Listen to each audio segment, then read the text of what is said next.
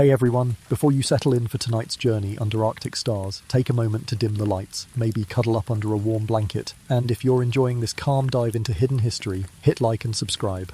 Let me know in the comments where you're tuning in from and what time it is for you. It's always fascinating to see who's joining us as the world sleeps. Tonight we begin with something both humble and profound. The qulliq, the Arctic lamp carved from stone and fed by seal oil. Imagine a world where the sun vanishes for months, and your only light, warmth and comfort comes from a shallow, carved bowl of fat, its flickering flame chasing away darkness and cold. In that glow, Inuit families shaped their evenings, boiling kettles, mending clothing, sharing stories of ancestors who crossed frozen seas. So, before you drift off, settle in close, breathe in the faint, smoky scent of seal oil, and let's trace the origins of this unassuming lamp that was lifeblood to generations. In the flicker of first light, you settle into your blankets as the Arctic twilight deepens, the horizon a pale, trembling line between ice and sky. Outside, the world has slipped into its long, silent night. Within a simple driftwood shelter, walls of whalebone planks and sod, the only warmth and comfort comes from a shallow stone bowl filled with seal oil. That bowl, the qulliq, has been lighting family gatherings, guiding hunters, and warding off winter's deep chill for centuries. Tonight, you'll trace its origins, how early Inuit carved steatite lamps on glacial shores, discovered the steady glow of seal fat, and wove fire's first threads into the fabric of Arctic survival. The Silent North. Environmental imperatives. Long before Norse sagas brushed Greenland's shores, Paleo-Inuit bands followed caribou and seal migrations across a landscape of ice and stone. For these hunter-gatherers, making light meant more than convenience, it meant life. The Arctic winter brought months of darkness. Without firelight, food spoiled, clothing repairs halted, and social bonds unravelled. Seasonal darkness and shelter. By late autumn, the sun dipped below the horizon for days at a time. Ice accumulated on skins and wooden frames. Wind howled across frozen bays. Inuit shelters, semi-subterranean sod houses or driftwood lean-tos, offered scant protection. Inside, a qulliq perched at the centre provided a circling warmth that no hearth of driftwood logs could match. Seal oil as fuel, seals, harp, ringed, bearded, were both sustenance and source of fuel. Hunters rendered blubber into oil by slow heating in carved soapstone kettles, skimming impurities. Seal oil burned cleanly and steadily. 100 millilitres, even a modest spoonful, could feed a lamp's wick for hours. This reliability proved indispensable when driftwood was scarce and moss-fat lamps sputtered in damp conditions. Stone selection and mobility. Choosing lamp material required knowledge of local geology. Glacial moraines delivered soapstone boulders, soft enough to carve with antler chisels, yet hard enough to withstand daily thermal cycles. Inuit scouted riverbeds and rocky outcrops each spring, gathering steatite slabs before they vanished under summer's meltwater. These stones travelled with travelling families, caching enough for each winter camp. 2. Crafting the first flame. Tools and techniques. The earliest qulliqs were rough in form but precise in function. Young apprentices learned by watching elders manipulate bone, antler and stone. Rough out with antler picks, using a sharpened caribou antler tine, carvers struck shallow blows to detach large chunks of steatite. This rough-out stage established the trough's basic shape, an oval basin of perhaps 20-30 centimetres in length, tapering above to one end to cradle the wick. Too vigorous a strike risked fracturing the lamp, too light left stubborn ridges. Master carvers judged force by listening for that telltale change in pitch, hollowing, and smoothing with bone scrapers. Once the trough was roughed out, bone scrapers, often fashioned from the scapula of a younger seal, refined the inner surfaces. Multiple passes with a crescent-shaped blade removed tool marks. The goal was a uniformly smooth channel where oil pooled without clinging to ridges, allowing capillary action to feed the wick at an even rate. Polishing with sand and lichen. Final polishing came from a slurry of river sand and crushed lichen. Applied with a pad of reindeer hide, this abrasive mix further smoothed surfaces and reduced oil seepage through micro-fissures. After polishing, each qulliq gleamed a soft grey, matte, not glossy, ready to cradle the flame. Wick preparation. Seal oil lamps required a wick that balanced absorbency and burn rate. Carvers separated sinew fibres from seal flipper tendons, teasing them into thin threads. By twisting these fibres together into cords roughly 2 millimeters thick, they created wicks that drew oil steadily without collapsing into the trough.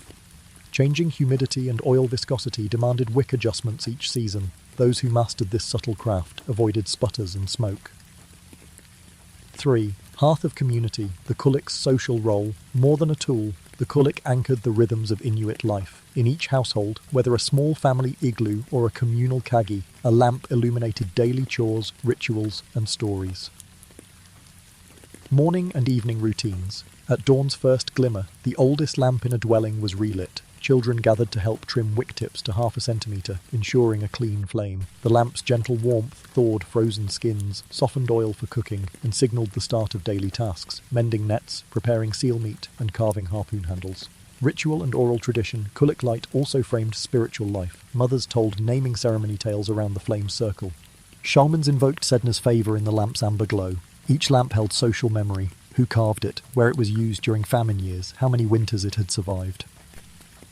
Indicator of status and skill, a finely carved qulliq signalled an accomplished artisan. In larger camps, hunters and carvers exchanged lamps as gifts, tokens of respect. Seal oil yields determined lamp size. Leading hunters might command large qulliqs seating multiple wicks. Younger apprentices trained on smaller personal lamps. Lamp form and finish thus became a language of skill and standing.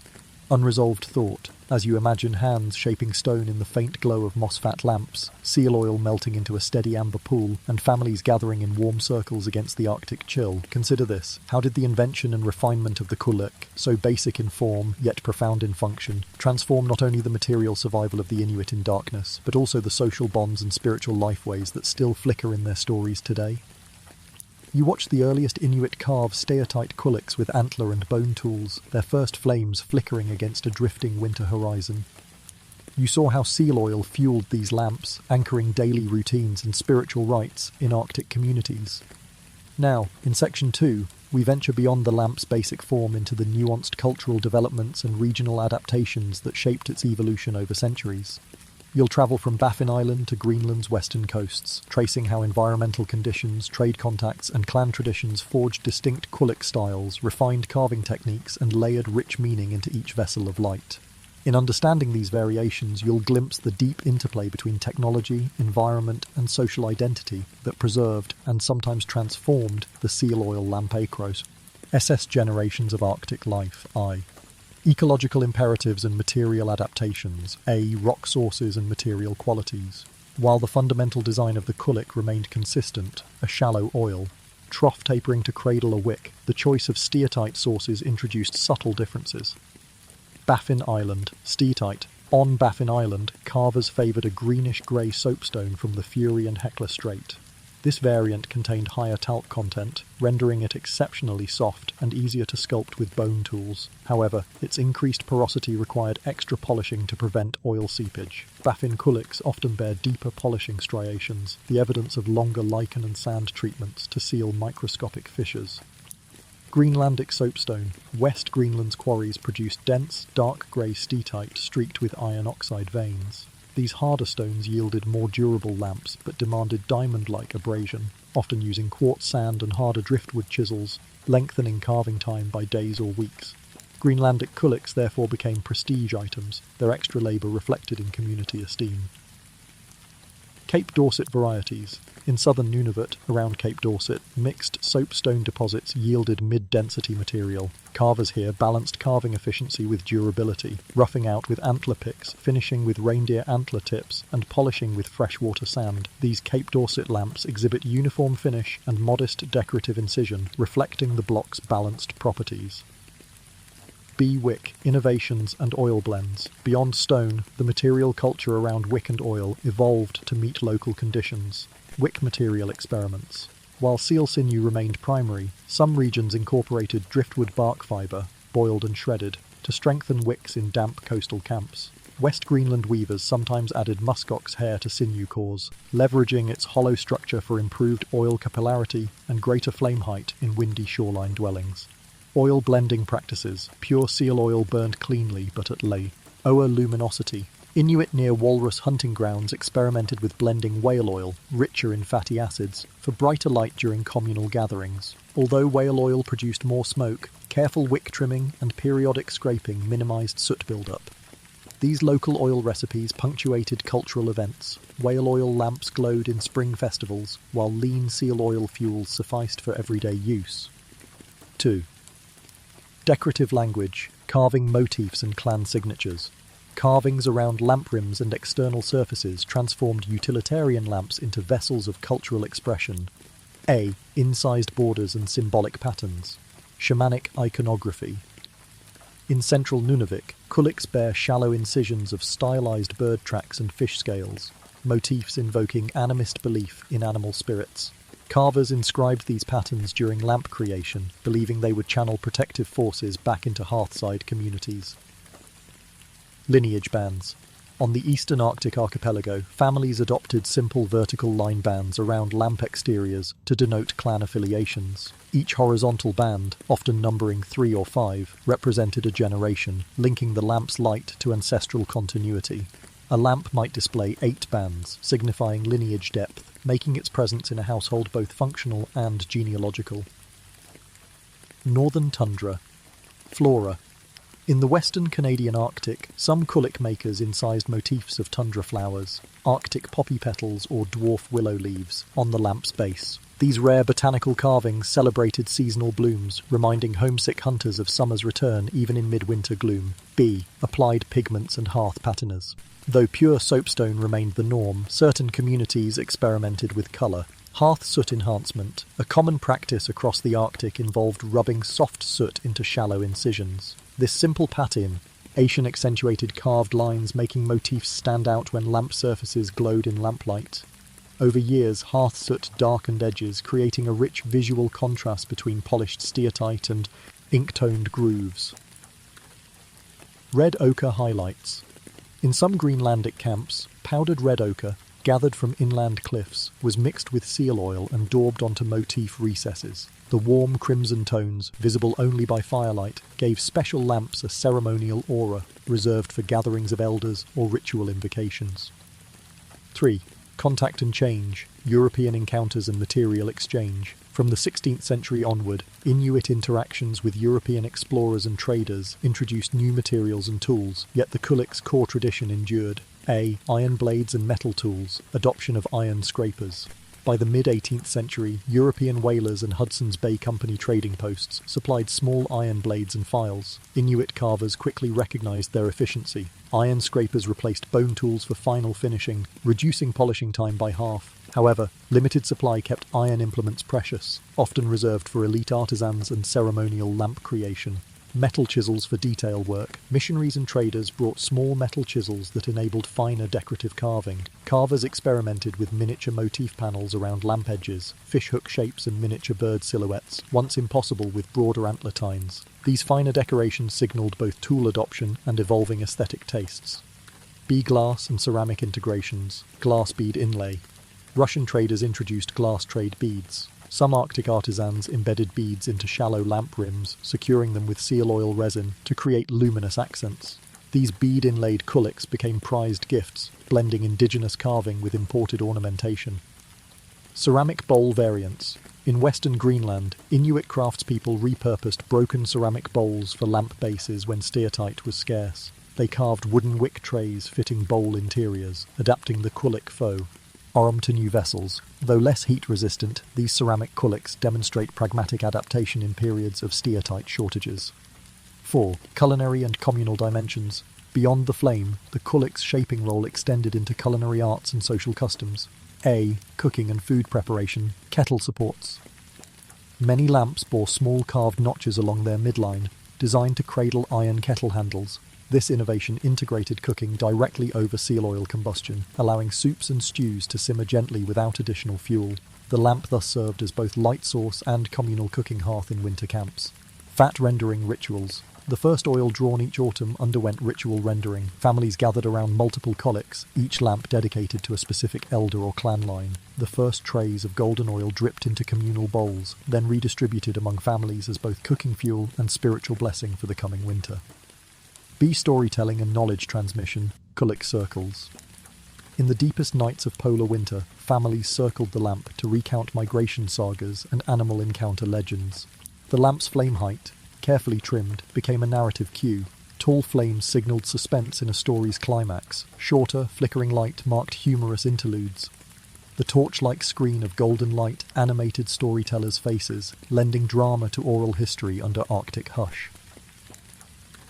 Pedagogical demonstrations. Elders taught carving techniques by lamplight. Apprentices traced antler chisel movements on lamp edges before attempting their first incisions. The flickering illumination highlighted raised surfaces, making tool marks visible and turning each lamp into a living instructional model. Unresolved question, as you picture iron blade enhancements carving delicate bird motifs, red ochre patinas glowing in heart. 8 shadows and kettle handles balanced atop seal oil flames. Ponder this. How did the interplay of indigenous ingenuity, imported tools, and communal rituals sustain and enrich the qulliq tradition, ensuring that, even as external influences arrived, the lamp remained a beacon of cultural identity and survival in the Arctic night? You traced the qulliq's birth in glacial workshops, its refinement through regional stone varieties and decorative traditions, and its resilience amid European contact and environmental challenges. Now, in this final chapter, we follow the lamp through eras of profound change, missionary fervour, technological upheaval, and 20th century dislocation that dimmed many qulliq circles, and then through a revival that rekindled Arctic heritage. We'll explore how the qulliq's flame persisted in community memory, inform modern cultural revitalisation, and remind us that even the simplest technologies can forge enduring social and spiritual bonds. I. The encroachment of new lights. A. Missionary shadows. In the early 19th century, Christian missionaries reached coastal Inuit settlements, often viewing local customs as pagan. They introduced tallow candles and oil wicks fashioned from imported whale oil. Practical appeals. Missionaries touted candles as cleaner or more civilized light sources. Candles burned whiter and with less smoke than seal oil flames, and they required less tending. Inuit who adopted candles found them convenient in mission homes, though their high cost, imported wax and wick materials, limited widespread use. Spiritual displacement. Missionary denouncement of qulliq-centered rituals, calling them idolatrous, led some communities to abandon ceremonial lamp use. The qulliq's role in naming rites and shamanic ceremonies waned as churches discouraged old lights. Yet in many families the qulliq survived as a domestic hearth, its flames flickering on kitchen floors even as church candles burned in pulpits overhead. B. Industrial and electric incursions. The mid and late 20th century brought dramatic energy. Shifts. Kerosene lamps and diesel generators.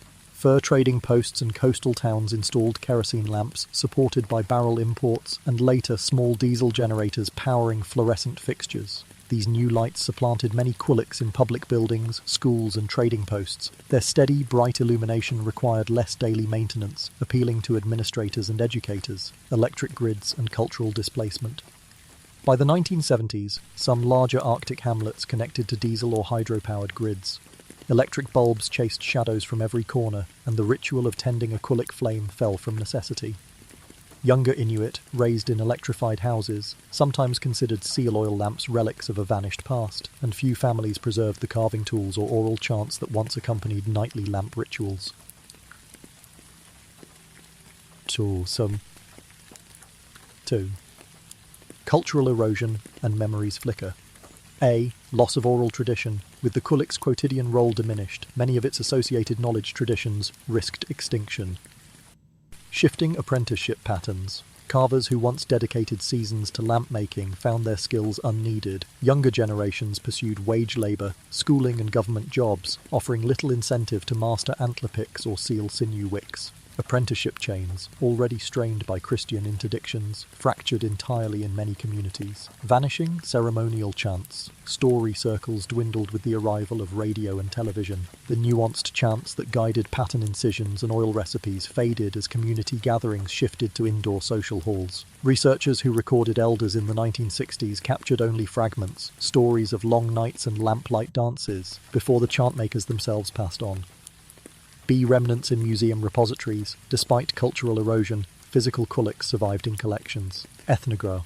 Aphic preservation. Museums in Copenhagen, Ottawa and London hold thousands of stone qulliq fragments, some intact lamps, many broken rims. Accession records note donor communities but rarely record. Carving contexts, leaving pattern meanings detached from clan lineages. Academic studies. Archaeologists and anthropologists published technical analyses of qulliq shapes and distribution, mapping trade routes and validating oral claims of shared Arctic technology. Yet these studies, often hidden in academic journals, reached few Inuit descendants, creating a schism between scholarly knowledge and community memory. 3. Sparks of revival in the late 20th century. A. Indigenous cultural renaissance. By the 1980s and 1990s, a growing indigenous rights movement spurred Arctic communities to reclaim cultural heritage. Qulliq workshops. Cultural centres in Inuvialuit and Nunaat organised lamp carving workshops, inviting elders to demonstrate techniques to youth. These sessions, often held in former church halls repurposed as community spaces, combined hands-on carving with storytelling about traditional lamp use. Educational curricula. Territorial governments integrated qulliq history into school programs. Children learned to carve small soapstone lamps under teacher-elder collaboration, and they studied the qulliq's role in Inuit conceptualizations of light, community, and winter survival. B. Craft cooperatives and market revival. At the same time, economic initiatives surfaced. Artisan guilds. Inuit-led cooperatives like Nunavut's Nunavik Women's Handicrafts commissioned qulliq reproductions for sale to tourists and collectors. These lamps often combine traditional stone carving with new enamel finishes, appealing to contemporary tastes while providing income for carving artisans. Cultural tourism. Arctic lodges and cruise lines incorporated lamp-making demonstrations into visitor experiences. Tourists could carve mini qulliqs under instruction, then light their creations with seal oil fired by elders, an immersive ritual connecting past and present. I4. The qulliq today. Light as cultural beacon. A. Contemporary artistic interpretations. Modern Inuit artists honour the qulliq with new materials and forms. Mixed media sculptures. Sculptors combine soapstone with glass, steel and LED lights, creating lamps that reference qulliq shapes but emit colour-shifting glows. These gallery pieces comment on tradition meets technology, inviting reflection on cultural continuity in a changing north. Public art installations. Communities commission large-scale, qulliq-inspired light sculptures in town centres. Carved stone alcoves lit with solar-powered lamps serve as communal gathering spots, public hearths rekindling the ancient role of the lamp as social anchor. B. Enduring symbolism and future directions. Despite past vicissitudes, the qulliq endures as a potent emblem. Symbol of resilience. Inuit governments and cultural bodies adopt the qulliq as emblematic icon. The territorial flag of Nunavut, for instance, bears a stylized qulliq flame. It represents not only light but cultural survival and unity. Sustainable practices. Renewed interest in seal oil harvesting, a point of contention in global animal rights debates, has prompted research into sustainable marine resource management. Controlled seal harvests, community-led quotas, and oil processing cooperatives ensure that qulliq traditions can continue without ecological harm. V. Reflective resonance. As you imagine workshops echoing again with antler on stone, the warm glow of seal oil flames in modern community centres, and lantern-lit elders teaching pattern chants to curious youth, reflect on this question. What does the qulliq's journey, from indispensable survival tool through near obsolescence to symbol of cultural revival, teach us about the resilience of simple technologies and the power of community memory to reignite traditions in the face of profound change? Ange antler picks and bone scrapers, foundations of Arctic stonecraft. You've just left the low glow of the first qulliqs behind and stepped into the crisp Arctic air, your breath a fleeting ghost. Above the snow. Before you lies the raw material of Inuit artistry, the unyielding soapstone boulders strewn along a frozen riverbank. With only antler, bone and driftwood in hand, Arctic carvers transform these stones into vessels of warmth and light. In this section you'll examine the humble yet ingenious toolkit, antler picks, bone scrapers, driftwood chisels, and the methods by which Inuit artisans shaped steatite under frigid skies. By tracing each tool's origins, crafting process and practical application, you'll see how necessity, resourcefulness and intimate knowledge of local ecology converge to birth a timeless craft. I. Antler picks, striking the first blow. A. Source material, caribou and muskox antlers. Across the tundra, caribou herds followed ancient migratory routes and muskox roamed gravelly shores. Their antlers, shed each spring, provided Inuit communities with perfect carving picks. Antler collection. In April and May, families scoured thawing riverbanks and forest edges for freshly dropped antlers. Antler tines, sharp, durable and ergonomically curved, were prized. Collectors judged antler quality by weight, tine length and absence of warping, ensuring tools could withstand repeated chasm strikes against dense soapstone. Pick fabrication. Master carvers shaped antler tines into sturdy picks by trimming extraneous offshoots with obsidian blades or iron scrapers obtained through trade. The base of each tine was whittled flat, then grooved to accept a driftwood haft or wrapped in sealhide thong for secure grip. Finished picks measured roughly 25 to 30 centimetres, balancing reach and control. Roughing out techniques. The antler pick's primary role was rough out. detaching large flake fragments from steatite blocks. Strike patterns. Carvers adopted a rhythmic pendulum swing, striking the stone at a 30-45 degree angle. This controlled angle cleese. Aved off slabs without shattering the core lamp shape. Mastery lay in varying strike force. Heavy blows along the trough's perimeter to define shape. Lighter, more precise. Taps deeper inside to hollow the basin. Listening for change. Experienced artisans gauged hit efficacy by ear. A crisp ping indicated a clean flake removal. A dull thud suggested a risk of unwanted splitting. Over months, apprentices learned to hear soapstone's grain and adjust swing subtly, an embodied skill honed through patient repetition in windswept camps. Bone scrapers, refining the inner world. After the rough shape emerged, bone scrapers took centre stage, transforming jagged troughs into smooth oil channels. Bone material and toolcraft, scapula and rib sources. The scapula, shoulder blade of seals or caribou, and sturdy ribs from whale bones offered broad, flat surfaces ideally suited for scraping. Carvers selected bones from freshly butchered game, boiling them briefly to remove tissue, then sun-drying the cleaned bones for durability. Shaping scrapers.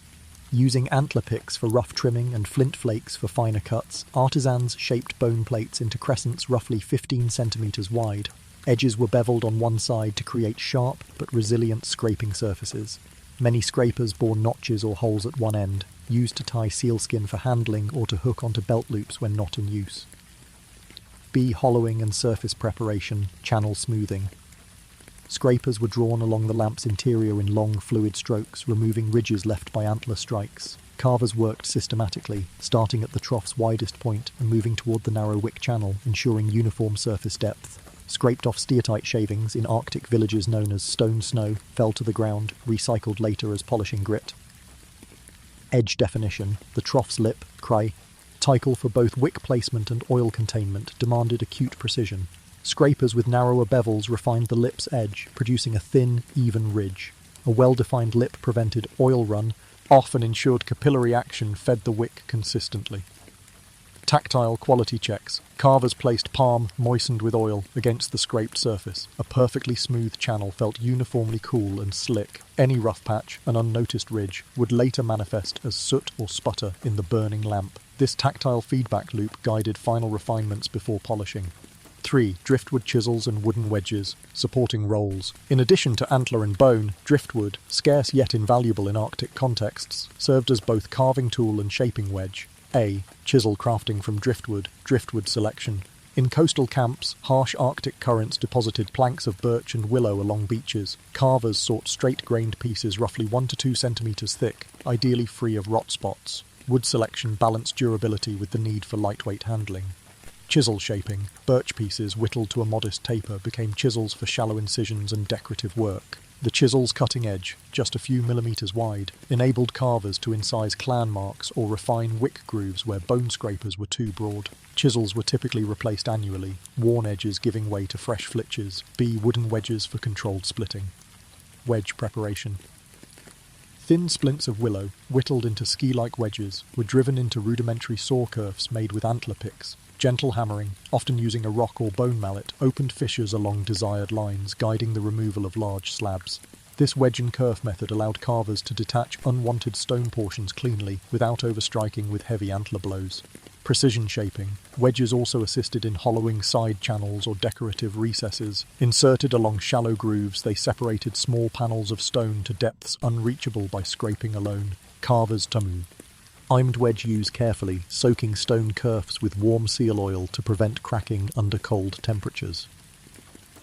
Pure environmental challenges and tool maintenance. In the harsh Arctic environment, tools required diligent care. Antler and bone preservation, oil treatments. Carvers regularly rubbed antler picks and bone scrapers with seal oil to prevent drying and cracking. During prolonged carving sessions in sub-zero temperatures, dipped in oil, tools remained more flexible and less prone to splintering.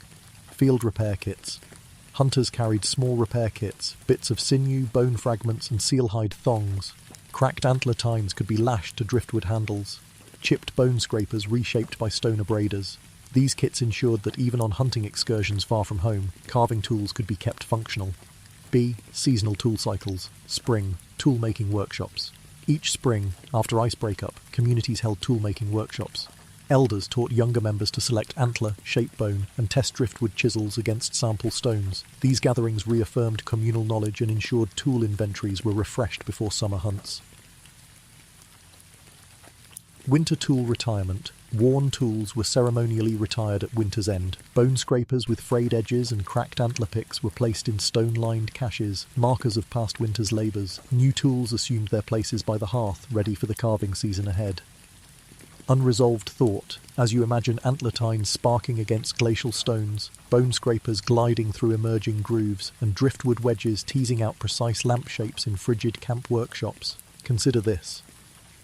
How did the ingenious use of indigenous materials, antler, bone, driftwood, combined with intimate environmental knowledge, enable Inuit carvers to transform unyielding soapstone into vessels of light and community? And what does this teach us about the interplay between resource constraints and technological creativity? You explored how antler picks, bone scrapers, and driftwood chisels shaped the earliest qulliqs from Arctic steatite. Now, move deeper into the human networks and environmental challenges that spread these carving techniques across vast distances. You'll witness how seasonal migrations, inter-village festivals, and trade partnerships fostered a shared carving tradition even as local adaptations flourished. Along the way, examine how carvers overcame obstacles from frozen ground to tool scarcity, and how knowledge passed from elders to learners in whispered chants by lamplight.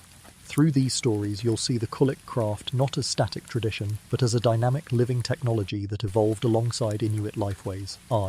Nomadic carving circuits, following the seal and the stone.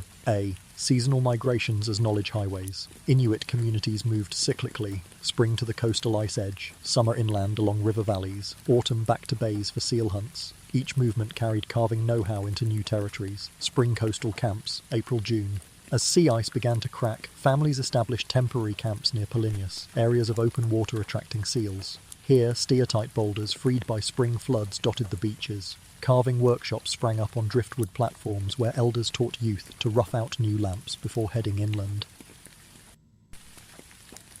Summer inland hunting, July-September. Hunting caribou and fishing placed communities along freshwater rivers.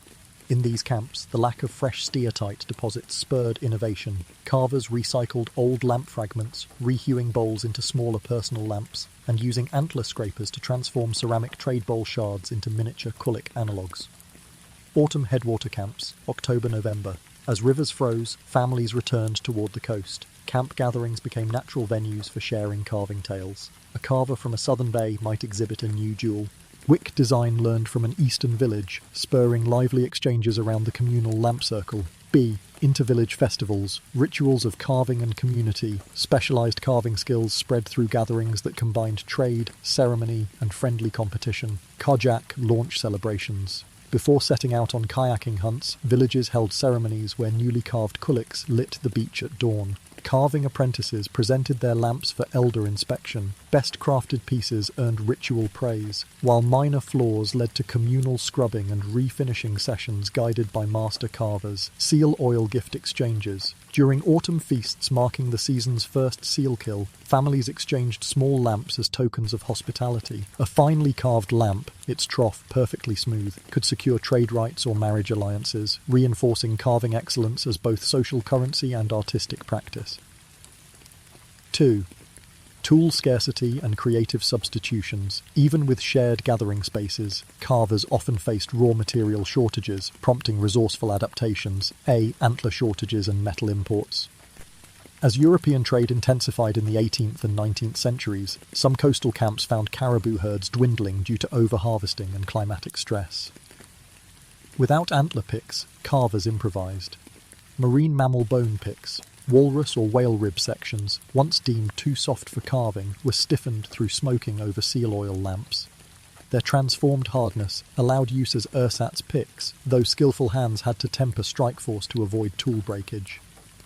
Iron nail augmentation. Occasional shipwrecks or trading posts yielded iron nails. Carvers inserted short nail shards into wood handles, creating hybrid steel-edged chisels. These tools speeded rough-out tasks but required careful maintenance to prevent rust pitting, a new consideration. For Arctic craftsmen, driftwood. Decline and synthetic repairs, intensifying shipping traffic and coastal erosion gradually reduced driftwood supplies on some beaches. Birch bark rollers. Lacking straight driftwood for chisels, some artisans used rolled birch bark, soaked in seal oil to stiffen fibres. Twisted into ropes and coiled tight, these bark bundles functioned as abrasive buffers in place of wooden scrapers, smoothing stone when dragged under pressure. Sinew-reinforced bone scrapers, in short supply, were strengthened by embedding whalebone splinters into gaps and lashing them with wet sinew. Once dried, the reinforced tools regained structural integrity, bridging the gap until new bone could be sourced. 3. Apprenticeships by lamplight, oral transmission of craft knowledge. Beyond material improvisations, the qulliq tradition thrived through intimate teaching rituals. A. Chants of carving, mnemonic verses, to encode complex sequences, strike angles, scraper strokes, polishing rhythms. Carvers composed short chants recited during each technique step.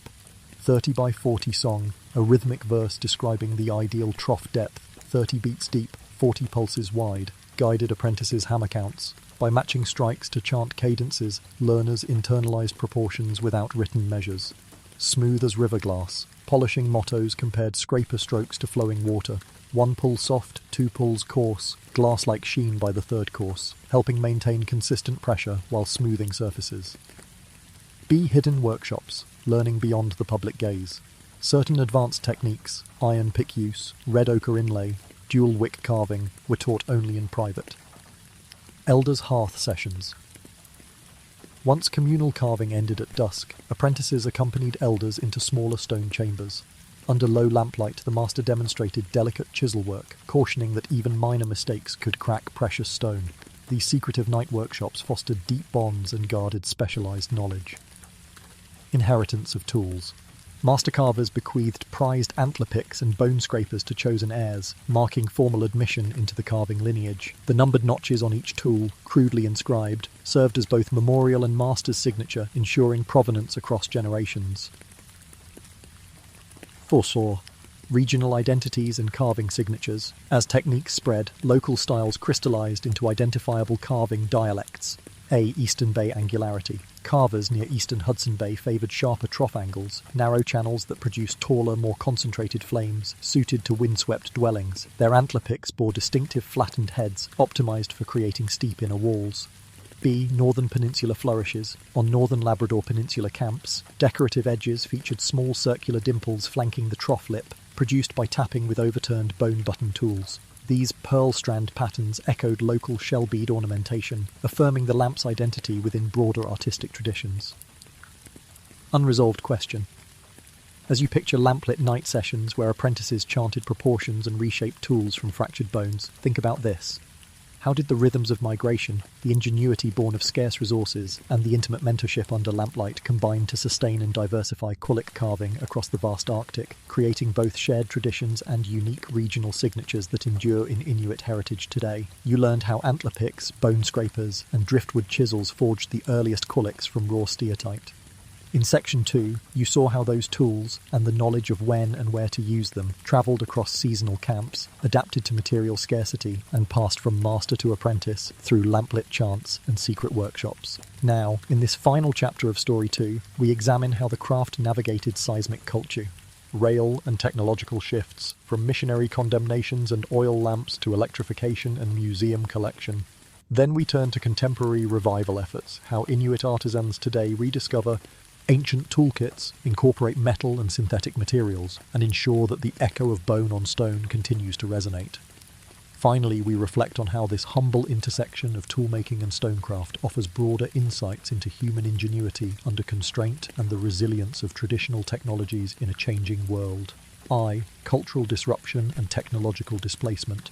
A. Missionary and colonial pressures. By the mid-19th century, Christian missions and colonial trading posts had profoundly altered Arctic lifeways. Missionaries decried qulliq-centered rituals as pagan, discouraging ceremonial use of lamps.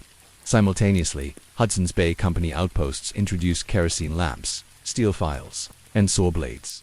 Tool obsolescence. Cheaper iron scrapers from south of the Arctic made bone tools seem antiquated. Many carvers, enticed by the efficiency of steel, abandoned antler picks and bone scrapers in favor of imported chisels. Yet metal tools lacked the delicacy of bone for fine incisions.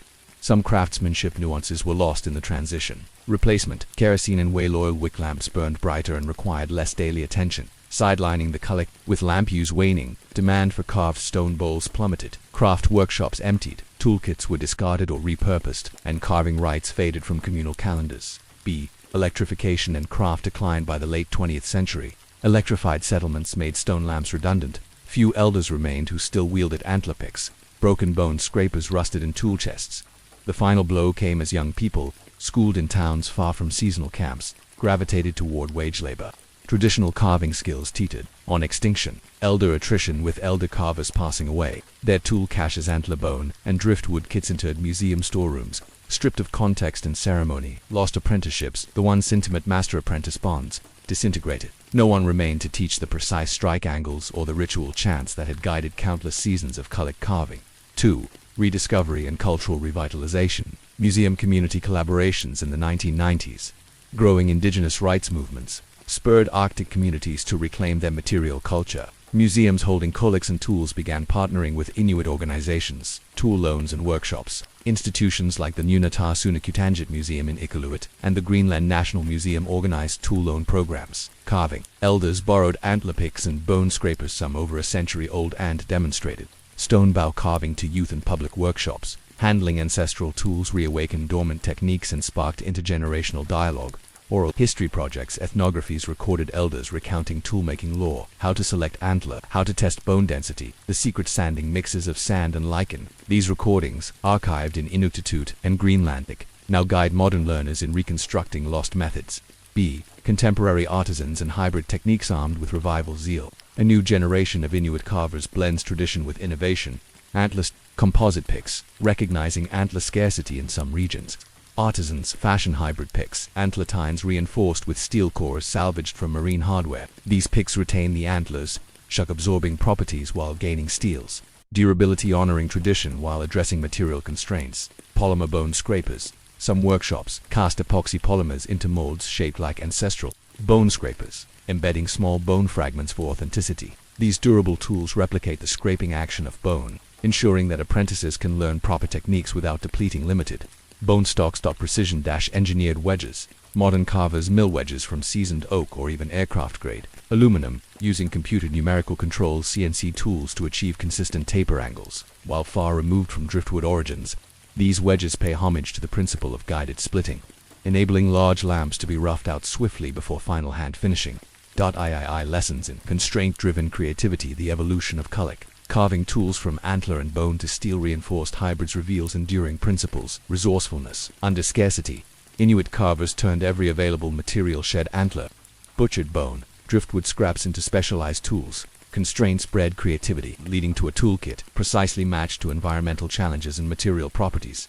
Knowledge as living practice. Apprenticeship by lamplight ensured that toolmaking and carving were inseparable from daily life. The tools themselves embodied generational memory, each antler pick passed hand to hand, carrying not just utility but cultural significance. Adaptation and continuity. While external forces introduced new materials, the qulliq craft survived through selective integration, retaining bone scraper techniques where they excelled, while embracing metal for tasks beyond antler's capacity. This pragmatic flexibility sustained the lamp tradition even amid rapid change. Revival through collaboration. Museum partnerships and community-led workshops demonstrate how institutional resources can revive endangered skills by returning ancestral tools to their makers and enabling public demonstrations. These collaborations reignited carving practice and strengthened cultural identity. For reflective resonance, as you imagine modern carvers balancing antler steel picks against ancient soaps, bone fragment inlays shimmering under workshop lights, and young apprentices rehearsing elder chants by the glow of a revived qulliq. Ponder this. In your own context, what untapped local materials and traditional knowledge systems might be rediscovered or reimagined to address contemporary challenges, reminding us that human ingenuity, crafted under constraint, can light the way forward just as surely as any carved lamp in an Arctic night. Journeys of blubber from seal hunt to lampbolio have seen how the qulliq stone form and carved decorations came into being, shaped by antler, bone, and driftwood. Now, turn to the lifeblood of the lamp, seal oil. For Inuit, the seasonal ebb and flow of sea ice dictated every step of oil production. from hunting seals on shifting ice to rendering blubber beside the lamp's glow. In this section you'll follow the qulliq's fuel through autumn hunts, winter workshops and spring caches, learning how families organized harvest labor, processed blubber into clean-burning oil, and maintained lamps through frigid nights. As you trace these seasonal rhythms, you'll see how environmental cycles, communal cooperation, and meticulous care of both oil and lamp ensured that Arctic darkness never overcame the flickering flame. Autumn hunt, harvesting seal, blubber, migration in Pakai's camps. By late September, Pakais began reforming along coastal inlets. Inuit hunters, skilled kayakers, and foot travelers assembled small crews to track seal, breathing holes and polonias where seals surfaced. These autumn hunts determined the season's lamp oil supply, selecting hunting grounds, elders studied, ice charts passed down through oral tradition, identifying stable flow edges, thin ice zones to avoid, and reunion sites for seal herds. Hunting parties established temporary ice camps, small snow shelters, or camped within a few kilometers of breathing hole clusters. Sustainable harvesting practices, cultural protocols governed seal take. Only mature seals were harvested, ensuring population renewal. Hunters avoided overharvesting in any single area, rotating camps across coastlines to allow restocking. Each successful kill provided blubber for oil, skins for clothing, and meat for food caches, integrating lamp fuel into a broader subsistence economy. Immediate blubber processing at camp. Blubber was sliced into thin strips using ulu knives, curved blades, optimized for clean cuts. Thin slicing accelerated rendering and reduced spoilage. Strips were draped over driftwood frames above drift hole fires, rendering oil drop by drop into wooden buckets beneath. This initial cold rendering phase removed surface moisture and impurities before boiling. Community cooperation in oil gathering. Back at village Kajiat communal dwellings, families coordinated to ensure consistent lamp fuel division of labor. While hunting crews harvested blubber, elders and women organized rendering stations near the qulliq workshops. Large iron kettles procured at trading posts were filled with cold autumn water and layered with blubber strips.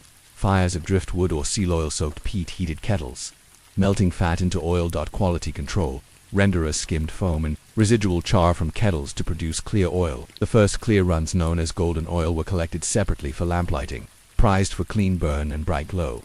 Remaining heavier, more impure oil was reserved for cooking or waterproofing hides. Oil storage. Families filled carved wooden containers Nutaquith rendered oil. Nutok were tightly sealed with sealskin lids, wrapped in bark strips to prevent seepage. These oil jars were stowed in snow cellars, insulated pits lined with stone and covered with snow to keep oil from freezing solid, ensuring pourable fuel through winter's depths.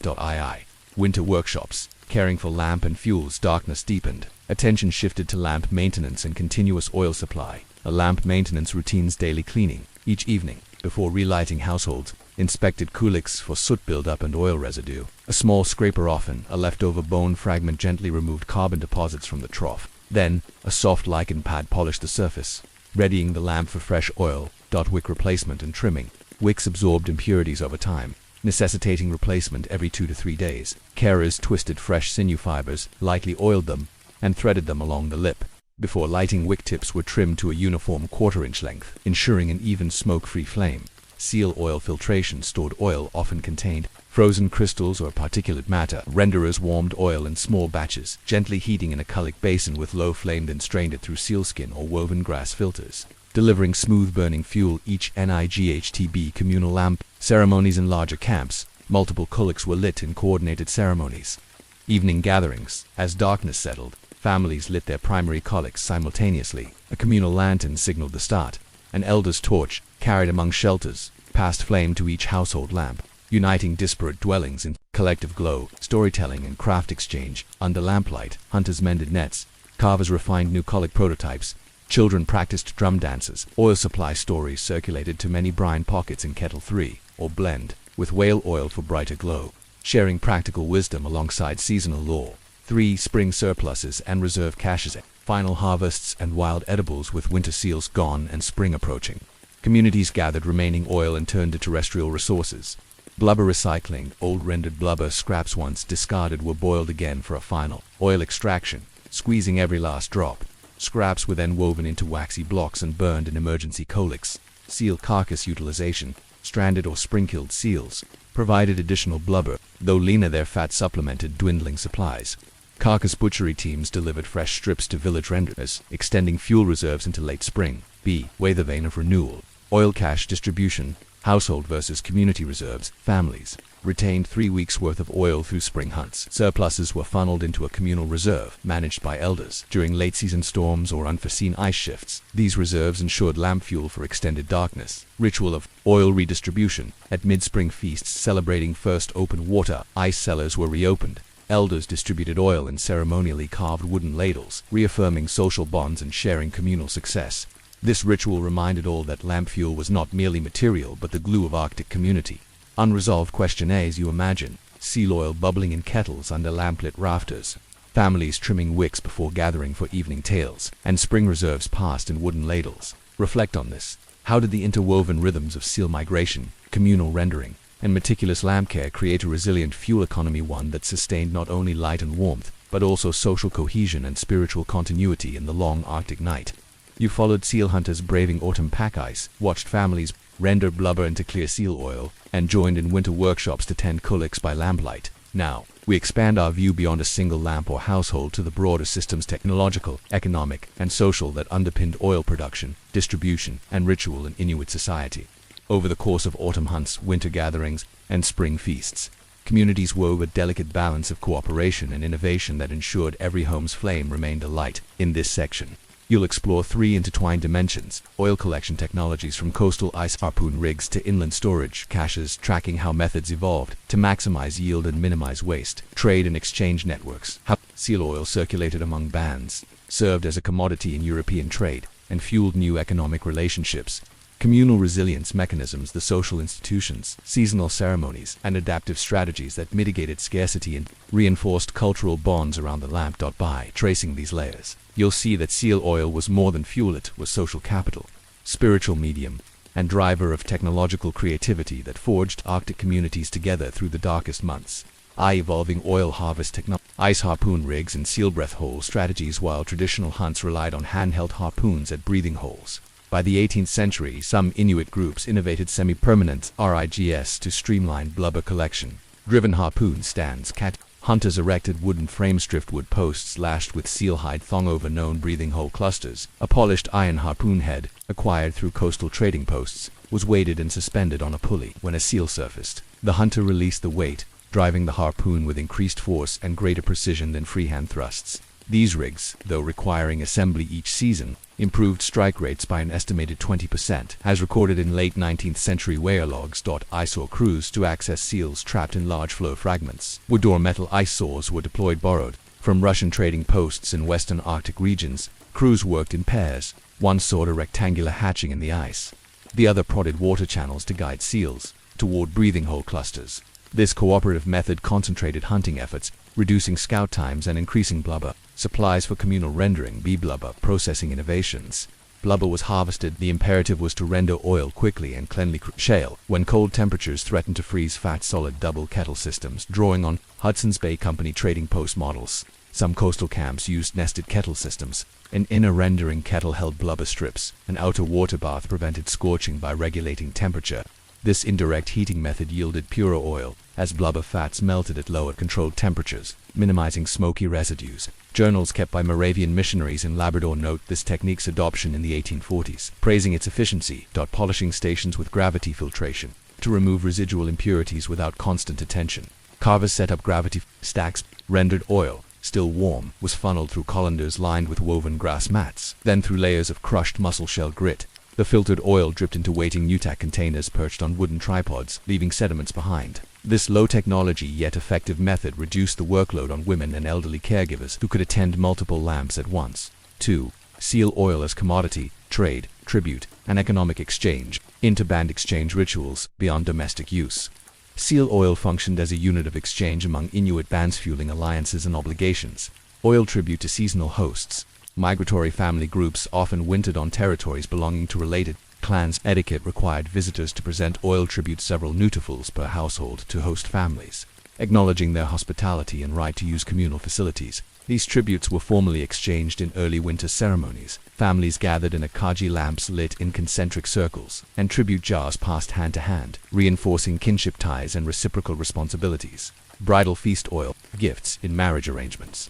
Prospective grooms supplied their bride's family with a reserve of lamp oil, symbolizing his ability to provide warmth and sustenance. These oil gift rituals, recorded in Jesuit missionary accounts of Labrador marriages circa 1750, underscores oil's role as both material necessity and social signal of commitment. B. Seal oil in European trade networks. By the late 18th century, European explorers and traders recognized seal oil's high caloric value and clean burning properties. Fur post exports. Hudson's Bay Company posts documented annual shipments of seal oil barreled in oak casks exported to southern markets for lubrication and industrial illumination.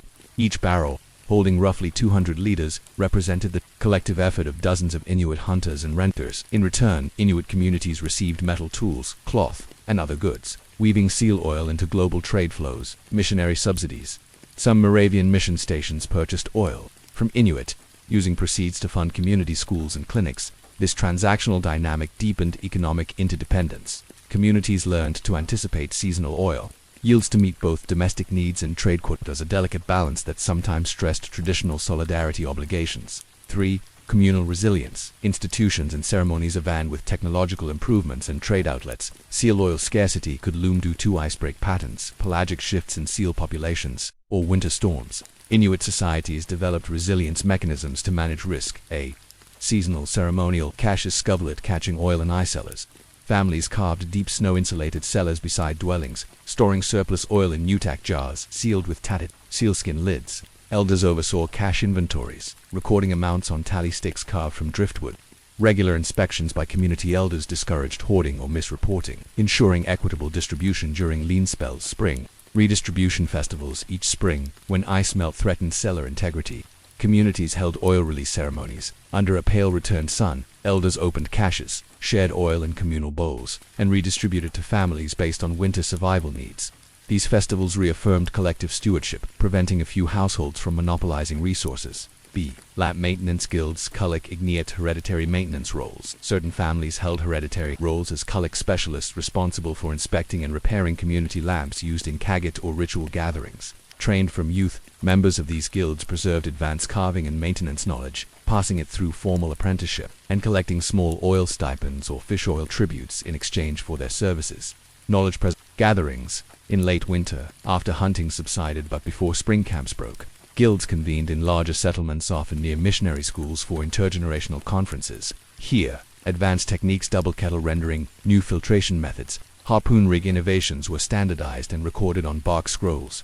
Though few scrolls survive, explorers noted their existence, hinting at literate traditions, supplementing oral culture for unresolved point, balancing tradition and change. As you imagine coastal rigs harvesting seals, undershifting ice, families filtering oil through lead, grit, and ceremonial festivals redistributing precious fuel, a critical tension surfaces. How did Inuit communities navigate the delicate balance between preserving monodoi technologies rooted in deep ecological wisdom and embracing new tools, trade relationships, and ceremonial institutions that risked reshaping traditional solidarity structures?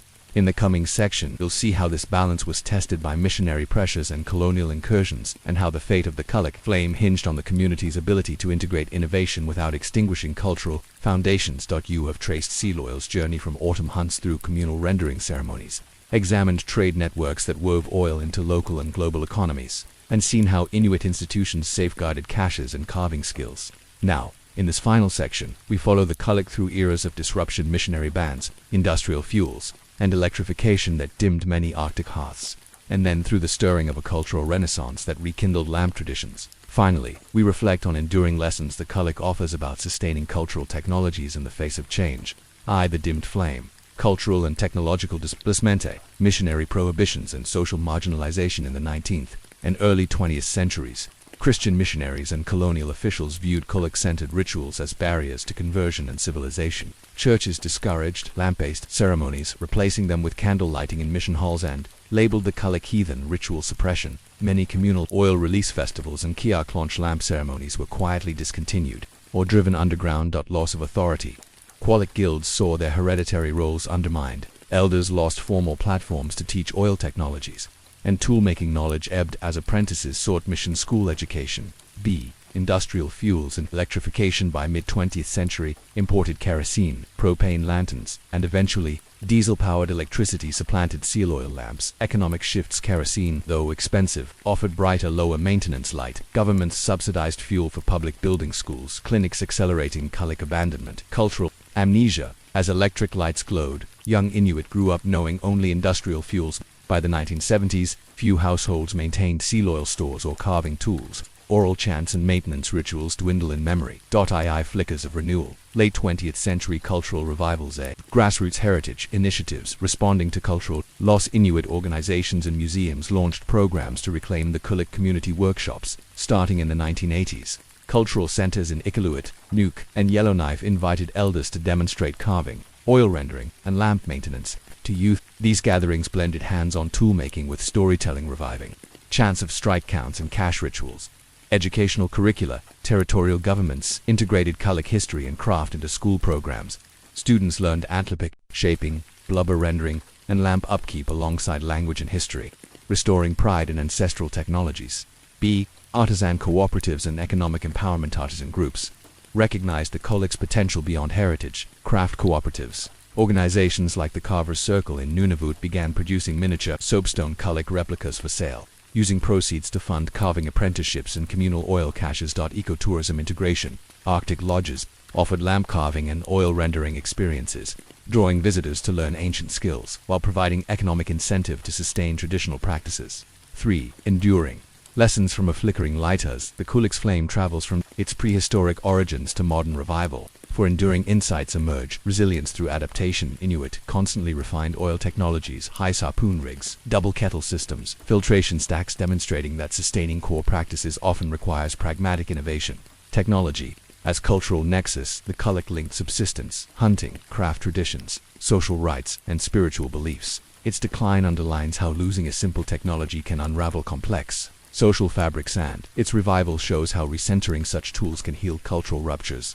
Importance of guardianship institutions. Qulliq guilds, cash ceremonies, and apprenticeship chants provided social frameworks that regulated resource use, distributed knowledge, and maintained solidarity. Revivals underscore the need for dedicated institutions, museums, cooperatives, schools to safeguard endangered practices, bridging past and future. Contemporary artisans, blending ancestral tools with modern materials. Antler steel picks, polymer scrapers illustrate how honoring tradition does not mean resisting change. Rather, resilient heritage technologies thrive when communities retain core principles. Sustainable materials. Communal stewardship while embracing new methods. 4. Reflective resonance. As you envision carving antler picks beside a glowing seal flame, families sharing oil and snow-insulated cellars, and modern students learning to split blubber for lamp fuel.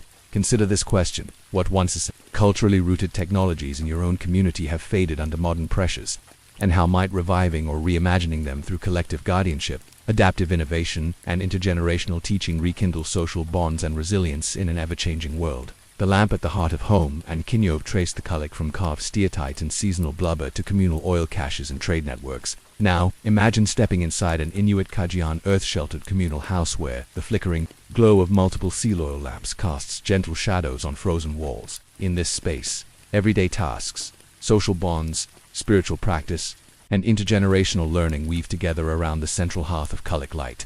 In this section, you will explore how the qulliq shaped Inuit social life, its roles in household roles and gendered labor divisions, its function as a locus for storytelling, education, and governance, and its sacred significance in rituals of birth, marriage, and mourning. Through close attention to mundane routines and solemn ceremonies, you will discover how a simple lamp underpinned community, cohesion, and cultural continuity amid the rigors of Arctic existence, i.e. the Kaji architecture framed by light. Before considering social uses, picture the Kaji itself. Structure and layout: semi-subterranean, dug into tundra earth to shield occupants from wind. Walls built of driftwood planks, whalebone ribs, and sod. Roofs supported by whale-jaw arches or wooden posts, insulated with moss and skins. The floor, compacted earth or planks laid over snow, slopes gently toward a central hearth area. Placement: at the center sits a low circular stone platform, the lampstand, where one or more qulliqs rest. Surrounding the stand, families arrange sleeping platforms, workbenches, and storage pits, all oriented to benefit from lamp warmth and light.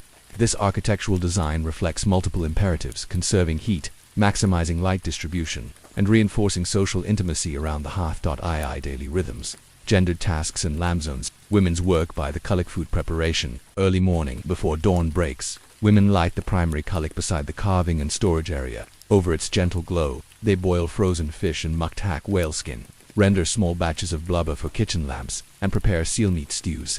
The lamp's warmth softens animal fats, easing knife cuts and cleaning tasks. Sinew and skin work: adjacent to food hearths.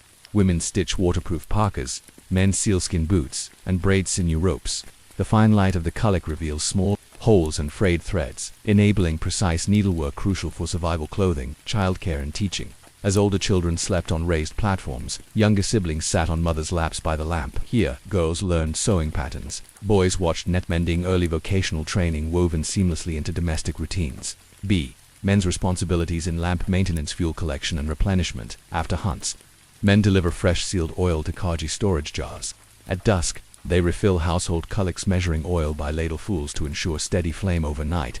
In larger camps, a designated lamp runner carried oil jars among shelters, reinforcing community interdependence. Tool sharpening and hearth repair. Tools for lamp carving and oil rendering antler picks. Bone scrapers required periodic sharpening by men in colder back chambers. They also maintained hearth surrounds, repairing stone platforms and clearing soot buildup to prevent smoke hazards. 3. Story circles and oral knowledge transmission at evening gatherings under qulliq, glow with night settled. Families and neighbors convened around the lampstand.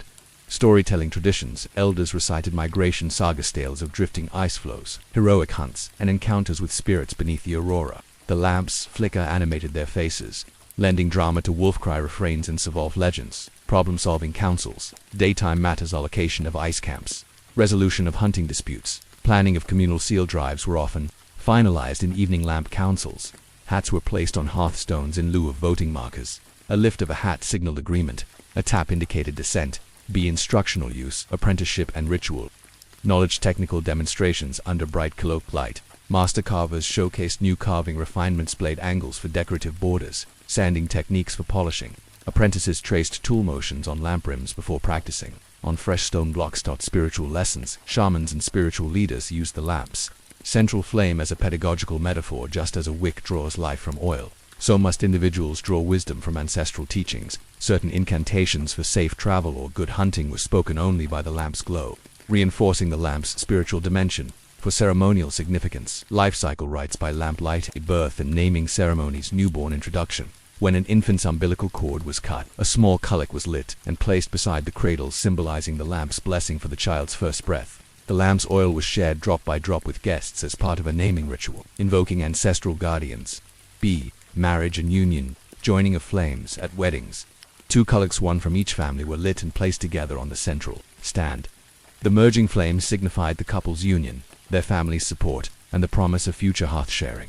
Guests passed flame between lamps, weaving new kinship ties through shared light. C. Mourning and ancestor veneration. Lamp ceremonies. After a death, a cluster of qulliqs burned through the night beside the departed's platform. Their soft light guided spirit songs and prayers, comforting mourners and symbolically ushering the soul into the next world.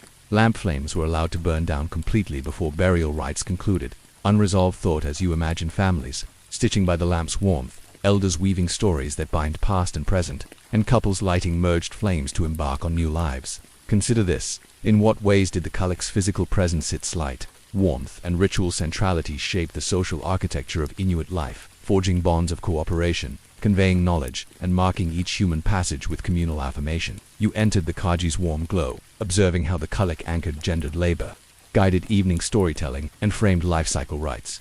Now, we widen our lens to the social institutions and collaborative practices that evolved around the lamp. You'll explore 4 interlinked arenas: the governance roles conducted by lamp councils, the mechanics of communal oil management, the educational frameworks that used lamplight for apprenticeships and moral instruction, and the ceremonial circuits that bound dispersed camps into cohesive social networks. Through these perspectives, you'll see that the qulliq was not merely a household appliance, but the fulcrum of Inuit social order, structuring cooperation, allocating resources, transmitting values, and knitting together communities across the frozen expanse. Lamp councils and decision-making structures. The qulliq council, qulliq turok, in many midwinter gatherings. Adult members of a camp, hunters, carvers, elders assembled around a ring of qulliqs for formal deliberations, known as the qulliq turok. This council governed collective matters, membership, and authority. Each family delegated one representative, typically the household head or senior hunt captain, to the council. Membership carried both responsibility and honor. Representatives were expected to master lamp maintenance, oil stewardship, and oral precedents set by prior councils. Agenda setting by flame order. The lead qulliq, usually the largest lamp, speaking order. Its flame was considered the voice of the ancestors, and only after it was lit did council proceedings begin. Subsequent qulliqs, placed in descending size, signaled turn-taking. Each representative waited for their lamp's glow to intensify before speaking. Decision. Protocols proposals, such as allocating seal oil reserves for upcoming hunts, or resolving interfamily disputes were introduced by an elder. Discussion followed, with debates circled clockwise around the lamps. Final decisions were recorded on bone tally sticks and ratified by igniting a new lamp, symbolizing the council's unified consent. B. Conflict resolution and social harmony.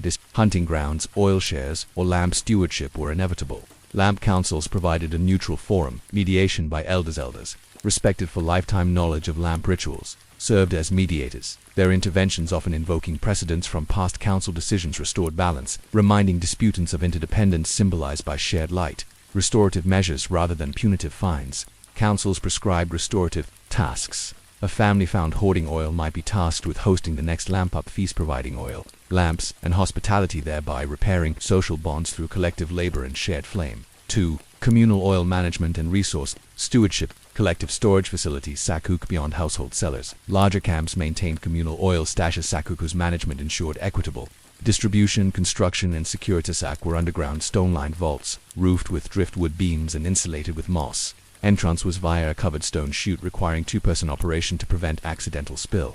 Only authorized oil keepers selected by the qulliq held keys, symbolizing trust and responsibility. Inventory protocols. Oil keepers maintained a bone tally register, marking additions and withdrawals. Entries recorded date, family name, and volume using notched tab. At each moon's turn, keepers presented inventory reports in lamp councils, ensuring transparency and communal oversight. B. Allocation mechanisms. Basic quotas and emergency reserves. Each household was entitled to a baseline annual quota calculated from family size and winter length. Quotas were dispensed monthly, at which point households collected their share under keepers' supervision. Emergency reserves. 10% of total stock were held back for crises, failed hunts, storm-stranded camps, or sudden population influxes. Oil, loans, and interest in times of individual hardship. NIS equipment loss. Families could request oil loans from sakuk. Loans bore a customary interest of a small oil surcharge, repaid at harvest festival. This practice discouraged frivolous borrowing while providing social safety nets. 3. Apprenticeship, education, and moral instruction. Lamplit learning circles beyond technical skills. Qulliq light framed ethical and communal education. Structured apprenticeships. Youth entered formal 3-year apprenticeships under a master carver or oil keeper. Their training contracts recited by lamp flame outlined milestones, mastering pick strike counts, demonstrating filtration techniques, and aiding in council sessions. Completion entitled them to their first personal qulliq and toolkit. Moral parables by flame storytellers wove moral lessons into lamp narratives. The tale of a careless youth who let a wick burn unattended and nearly froze to death. The saga of an oil keeper who repaid a loan with surplus. These parables, dramatized in evening lamp circles, reinforced communal values, vigilance, generosity, and respect for shared resources. B. Knowledge, codification, and oral archives. Button song recordings. Technical sequences like filtration steps or harpoon rig construction were encoded in patent songs. Apprentices sang these verses while working, integrating rote memory with embodied practice. Songs varied by region, reflecting local innovations yet sharing common refrains. Elder testimonies at midwinter festivals.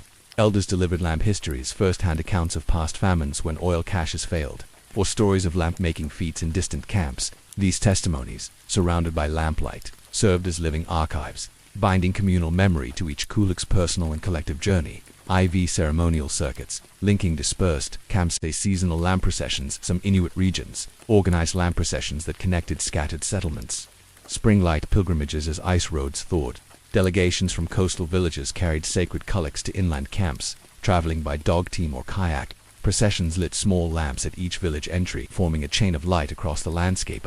Ritual invocation for seal migrations and communal fertility. Autumn binding festivals before winter camps fractured. Families convened in central gathering sites. Lamps were arrayed in concentric circles according to family seniority. Over 3 nights, each household lit their qulliq in turn, ritually reaffirming alliances and redistributing portions of communal oil stores before dispersal.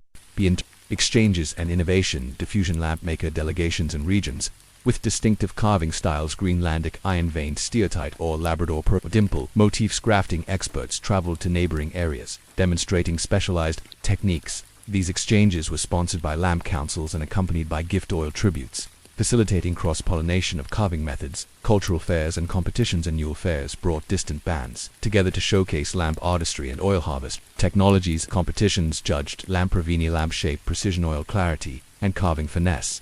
Winners gained prestige and often served as honorary oil keepers, tasked with training delegates from other communities. Unresolved question as you consider the lamp councils shaping collective decisions, communal oil vaults safeguarding survival, lamplit songs encoding technical wisdom, and lamp processions linking villages across ice and sea.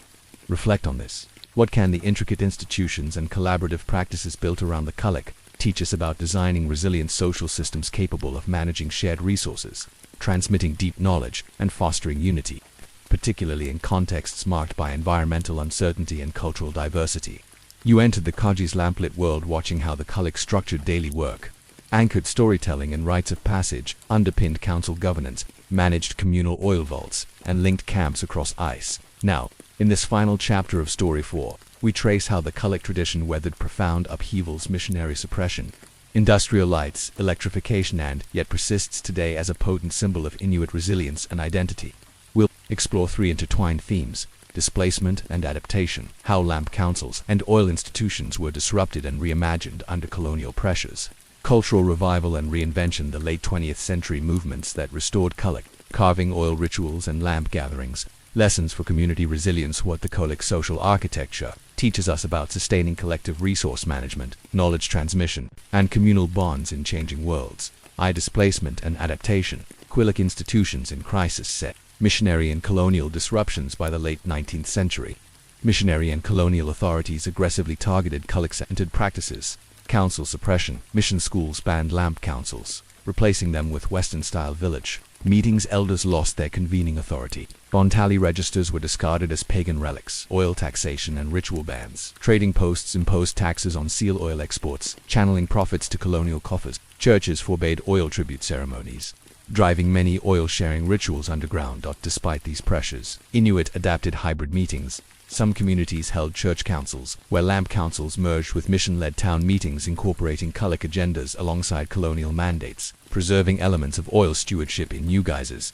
Ritual camouflage, oil release, feasts shifted to daylight, gatherings under the guise of harvest festivals, maintaining cache-opening traditions while avoiding missionary scrutiny.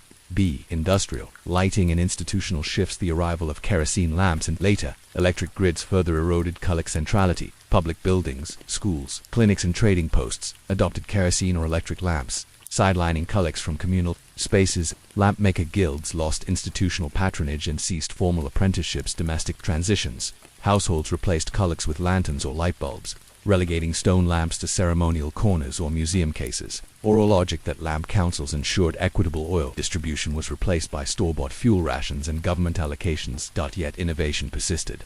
Kerosene qulliq hybrids. Some carvers repurposed qulliq troughs as decorative bases for imported lanterns, embedding modern fuel systems within ancestral stone forms, retaining aesthetic continuity even as technology changed. Electric oil keepers. Elder oil keepers became community liaisons with power companies, applying their resource management skills to coordinate diesel generator fuel shares, translating qulliq stewardship principles into modern energy contexts. II. Cultural revival and reinvention. Late 20th century heritage movements. From the 1980s onward, Inuit organizations and museums spearheaded qulliq revivals. Lamp-making institutes, cultural centers in Inuvialuit, Nuuk, and Labrador organized multi-week lampcraft residency programs. Elders taught tool carving, oil rendering, and council protocols, while youth documented chants and techniques on video, creating multimedia archives for future generations.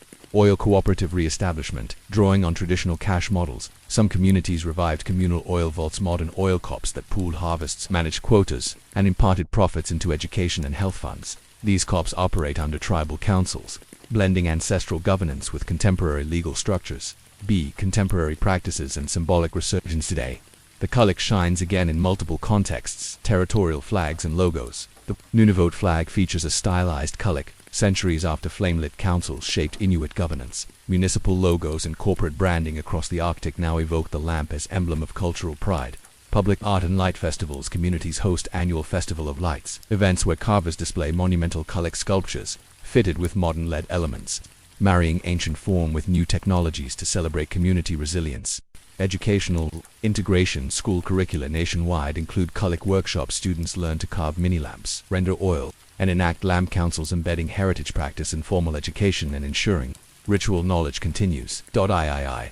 Lessons for community resilience. The qulliq social architecture, councils, oil cops, apprenticeships, and ceremonial circuit sofas, enduring insights, shared resource governance. Lamp councils and sakuk demonstrate how transparent, participatory institutions can manage scarce resources equitably, balancing individual needs with collective survival. Knowledge transmission frameworks, apprenticeships by lamplight, pattern songs, and hereditary guild roles illustrate robust methods to transmit complex technical and moral knowledge without written records. Adaptation under constraint. Inuit hybrid lamps, reservoir vaults, and collaborative oil rigs highlight how communities can integrate new tools while preserving core social functions of traditional technologies. Symbolic continuity. The qulliq survival as emblem and public sculpture affirms the power of simple, shared symbols to anchor cultural identity across rapid social and environmental change. For reflective question as you imagine new lamp-making institutes lighting up school halls, monumental qulliq sculptures glowing in Arctic nights, and intergenerational councils reviving oil lamps, consider what essential yet endangered community practices in your own context, those that once structured resource sharing, knowledge exchange, and collective identity might be revitalized through adapted institutions, apprenticeships, or symbolic reinventions to foster resilience in today's changing world. Shelter of light. Building winter homes around the qulliq. You've journeyed through carving camps and council gatherings, traced oil from seal to lamp, and watched how qulliq light knit Inuit communities together. Now, step beyond the communal karji into the solitary world of the hunting camp where winter winds howl, temperatures plunge below -40°C, and survival hinges on combining shelter, fuel, and engine. In this first section of Story 5, we'll explore how Inuit hunters built and equipped their isolated coastal camps, using the qulliq not only for warmth and illumination but as a central organizing principle in shelter design, resource management, and daily routines. By examining the construction of snow houses, the planning of fuel supplies, and the choreography of camp life around the lamp's glow, you'll see how frost and flame became inseparable partners in the Arctic dance of survival. Site selection. Choosing the right spot for winter camps in the high Arctic winter. Location determines life or death. Inuit hunters followed multi-criteria, rules rooted in centuries of observation, to pick campsites that maximized access to game, wind protection, and fuel economy. Proximity to seal breathing areas. Hunters mapped size of open water by memory in seasonal charts etched on bone. Camps settled within a few hundred meters of these breathing holes to minimize travel in treacherous ice and conserve body heat. Wind, shadow from shore. Features cliffs, rocky outcrops, or ridges along the coastline offered windbreaks against katabatic gusts. Camps perched on the leeward side of such formations benefited from calmer microclimates, reducing snowdrift accumulation and heat loss. Access to driftwood and seal fodder. Driftwood beaches, scarce in the Arctic, provided essential fuel. Camps clustered near proven drift deposits ensured adequate lamp and cooking fires. Likewise, proximity to seal hollowed beaches simplified carcass transport for food and oil rendering. These criteria intertwined. A site offering easy seal access but exposed to gale winds proved untenable. A sheltered site lacked fodder or game. Also failed survival tests.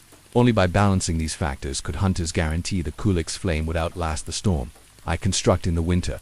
Dwelling snow houses and driftwood lintersaunts, a site was chosen. The work of constructing a shelter began racing against falling temperatures and shortening daylight. The igloo, dome of snow and smoke. In regions where snow quality permitted coarse, wind-packed drifts, hunters built igloos, their forms echoing the lamp's hemispherical bowl. Snow block selection and cutting. Quality snow lay in sheltered drifts, resistant to collapse. Using an ulu or snow knife, carvers cut blocks roughly 40 centimeters, 60 centimeters, 15 centimeters. Uniform blocks ensured tight seams, key to minimizing heat loss.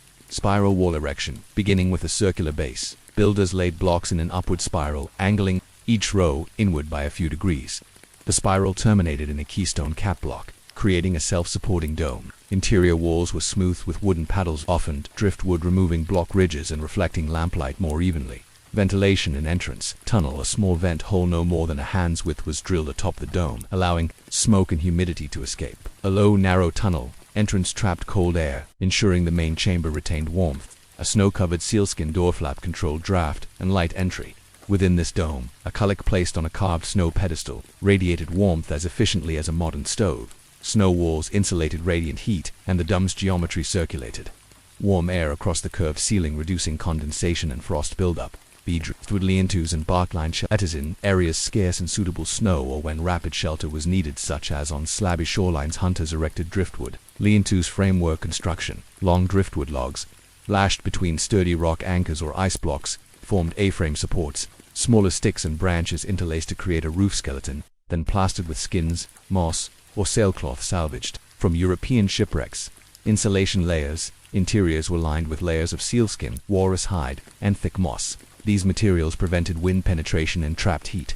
Driftwood lean-tos typically measured 2 to 3 meters square, accommodating 2 to 4 occupants and their supplies. Hearth integration. A qulliq sat on a raised wooden platform in the lean-to's center. Beneath it, a concave pit dug into the frozen ground collected lamp drips and soot, preserving floor insulation. The hearth platform's elevation reduced snowmelt from lamp heat, maintaining dry floor surfaces for sleeping and work.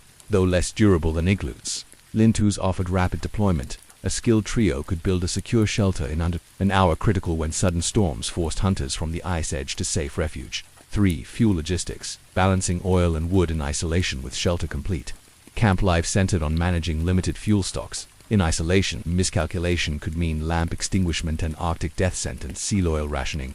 Each hunter carried a personal quota of oil in small wooden kegs, Nutok strapped to sled runners. Evening gatherings redistributed rations, each lamp burn calculated in ladlefuls, ensuring oil lasted until relief hunters returned with fresh supplies. Lanterns kerosene were reserved for emergencies, preserving seal oil for cooking and ceremonial uses. Driftwood. Conservation. Driftwood logs were scarce. Leonto occupants harvested only what was necessary to sustain kettle fires and driftwood charring for tinder. Wood was cut into small billets, dried on platform racks, and stored under snow for slow burning. Skilled camp tenders. Layered wood. Placement. Alternating small tickets and larger logs to maintain steady flames and minimize waste. Alternative fuel innovations. In lean winters, camps experimented with scavenged metal scraps, barrel hoops, or discarded hull plates from wrecked vessels. Metal drums cut lengthwise formed small barrel lamps, burning seal oil more efficiently than open qulliqs, yet requiring periodic cleaning of soot-clogged vents. These fuel logistics underwrote every aspect of camp life, from melting ice for drinking water to keeping skin clothes supple and gear workable, underscoring the qulliq's centrality in orchestrating Arctic survival. 4. Daily camp. Rhythms. Choreography of frost and flame within this shelter sanctuary. Routines revolved around the lamp's cycle, integrating rest, work, and vigilance. Pre-dawn lamp lighting. Before the blue pre-dawn hunters stirred, trimming wicks and adding oil to the qulliq. The mat-covered bench around the hearth offered brief warmth as parka-clad figures prepared harpoons, inspects rations, and checked wind drift patterns by lamplight. Midday rest and maintenance. Around midday, hunters returned to camp from ice patrols. They paused by the qulliq to thaw frozen mittens, repair ice-cracked boots on heated stones placed near the hearth, and sip warmed seal oil broth ladled from kettle spouts. Evening communal fires as darkness enveloped the ice. Camp gatherings. Reassembled around the qulliq, stories of seals spotted, ice conditions, and navigational markers were shared. Junior hunters practiced echolocation calls, distinctive whistles between flickers of qulliq light, honing skills to communicate across drifting flow fields. Night watch rotations.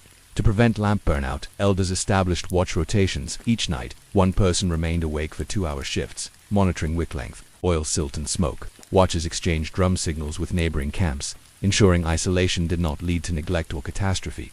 Unresolved thought. As you imagine igloo walls glowing with qulliq warmth, hunters mapping driftwood caches by lamp glow and the precise ritual of each wick trim and oil ration. Consider this. How did the tightly choreographed interplay of shelter design, fuel management, and daily lamp routines enable Inuit hunters to endure isolation on the frozen coast, and what lessons might such integrated survival systems offer for communities facing extreme environments today? You witnessed the intimate choreography of building winter camps around qulliq hearths, selecting sheltered sites, erecting igloos or driftwood lean-tos, rationing seal oil and driftwood, and dancing through daily rhythms of frost and flame. Now we turn to the inventive strategies and collaborative networks that enabled hunters to not just survive, but thrive in isolation. You'll explore 3 critical dimensions: adaptive toolkits and shelter enhancements, how hunters refined shelters, lamps, and hunting implements to maximize efficiency in extreme cold. Fuel efficiency, economies, the rituals, rationing systems, and hybrid fuel technologies that stretched precious seal oil and driftwood. Intercamp cooperation and information sharing, the seasonal alliances, signal networks, and relay systems that wove solitary camps into resilient communities of light. Through these lenses, you'll see that Arctic survival depended on continuous innovation of materials, methods, and social practices, anchored always by the steady glow of the QULLIQI adaptive toolkits and shelter enhancements. Reinforced igloos and insulative layers. Double wall construction expert builders sometimes added a thin inner wall of compacted snow blocks, creating an insulating air gap. Between walls, shredded moss or seal hair mats were stuffed, reducing heat transferred by up to 30%. Qulliq light reflected off smooth inner walls, amplifying illumination and warmth within the core chamber. Portable igloo kits. Hunters on extended cruises carried prefabricated wooden block molds, small frames for cutting uniform snow blocks. These molds ensured rapid, consistent block shapes, having construction time for emergency igloos when storms arose unexpectedly. Once hardened, extra molds were cached along hunting routes for quick shelter erection. B. Lamp modifications for extreme conditions. Wind-resistant lamp cards in open shelters. Gusts could extinguish unwalled qulliqs. Hunters innovated by carving low, enclosing stone collars, wind guards around lamp troughs. These circular stone walls, about 5 centimeters high, sheltered the flame from drifting snow and brief drafts, maintaining steady combustion without obscuring. Light output. Reflective slate backboards, thin, flat pieces of dark slate sourced near riverbeds were placed behind qulliqs to reflect and direct light deeper into the shelter. Although small, these backboards increased usable illumination by up to 20%, reducing the number of lamps needed and thus conserving oil. See hunting implements synergized with lamp needs no hook harpoons. Traditional harpoons were modified with small, illuminated marcus chunks of frozen seal oil impregnated with fish oil dye tied near heads. Under qulliq glow, these snow hooks glimmered faintly, aiding visibility when stored on sleds overnight and preventing misplacement in deep drifts. Oil-infused sled runners. Sled runners were rubbed nightly with a thin film of seal oil to reduce friction on ice. By the following morning, the oil had polymerized slightly, forming a microskate layer that improved glide efficiency by up to 15%. This practice, discovered by accident when cook grease dripped onto runners, became standard pre-dawn ritual to fuel efficiency, economized ritualized rationing and monitoring oil counting chants to guard against accidental overuse. Camp cooks recited counting chants each time oil was ladled, a rhythmic verse mapping ladlefuls 2 days remaining until relief hunts returned. This auditory reinforcement kept consumption aligned with projected supply, even in disorienting storms. Shared ledger stones instead of tatli sticks. Some camps used smooth river pebbles engraved with dots to track oil withdrawals. Each pebble represented a standard ladleful. Pebbles moved from a full to empty bowl as oil was drawn. The tactile act of flipping pebbles provided visible communal accountability. B. Hybrid fuel innovations. Compressed blubber logs. Yukonjit hunters learned to compress blubber scraps into dense cylinders bound with sealskin strips. These yukonjit burned slowly like torches, supplementing qulliq oil and stretching supplies. Packs of compressed logs were traded among camps, valued as emergency fuel reserves. Co-fish oil composites. In regions where driftwood charcoal was found in shipwreck debris, hunters ground charcoal into powder and mixed it into seal oil about 5 to 10% by volume. The resulting composite burned hotter and clearer, reducing wick smoke and lowering oil consumption per hour of light. 3. Inter-camp cooperation and information sharing. A. Signal networks across the ice lamp fire beacon chains. Camps within visual range coordinated lamp beacon signals at set times. All qulliqs on camp roofs were lit in unison for 5 minutes. Observing camps signaled back with throws of snow onto campfire coals, producing telltale smoke. These exchanges conveyed basic alert: storms approaching, vessel arrivals, or resource shortages. Maintaining situational awareness across hundreds of kilometers. Sound relay drumming. In deeper darkness, drums played near the primary qulliq. Rhythmic codes that travelers carried to adjacent camps. Drum sequences announced camp identities, resource levels, or invitations to meet for oil exchange, learned by heart during apprenticeship.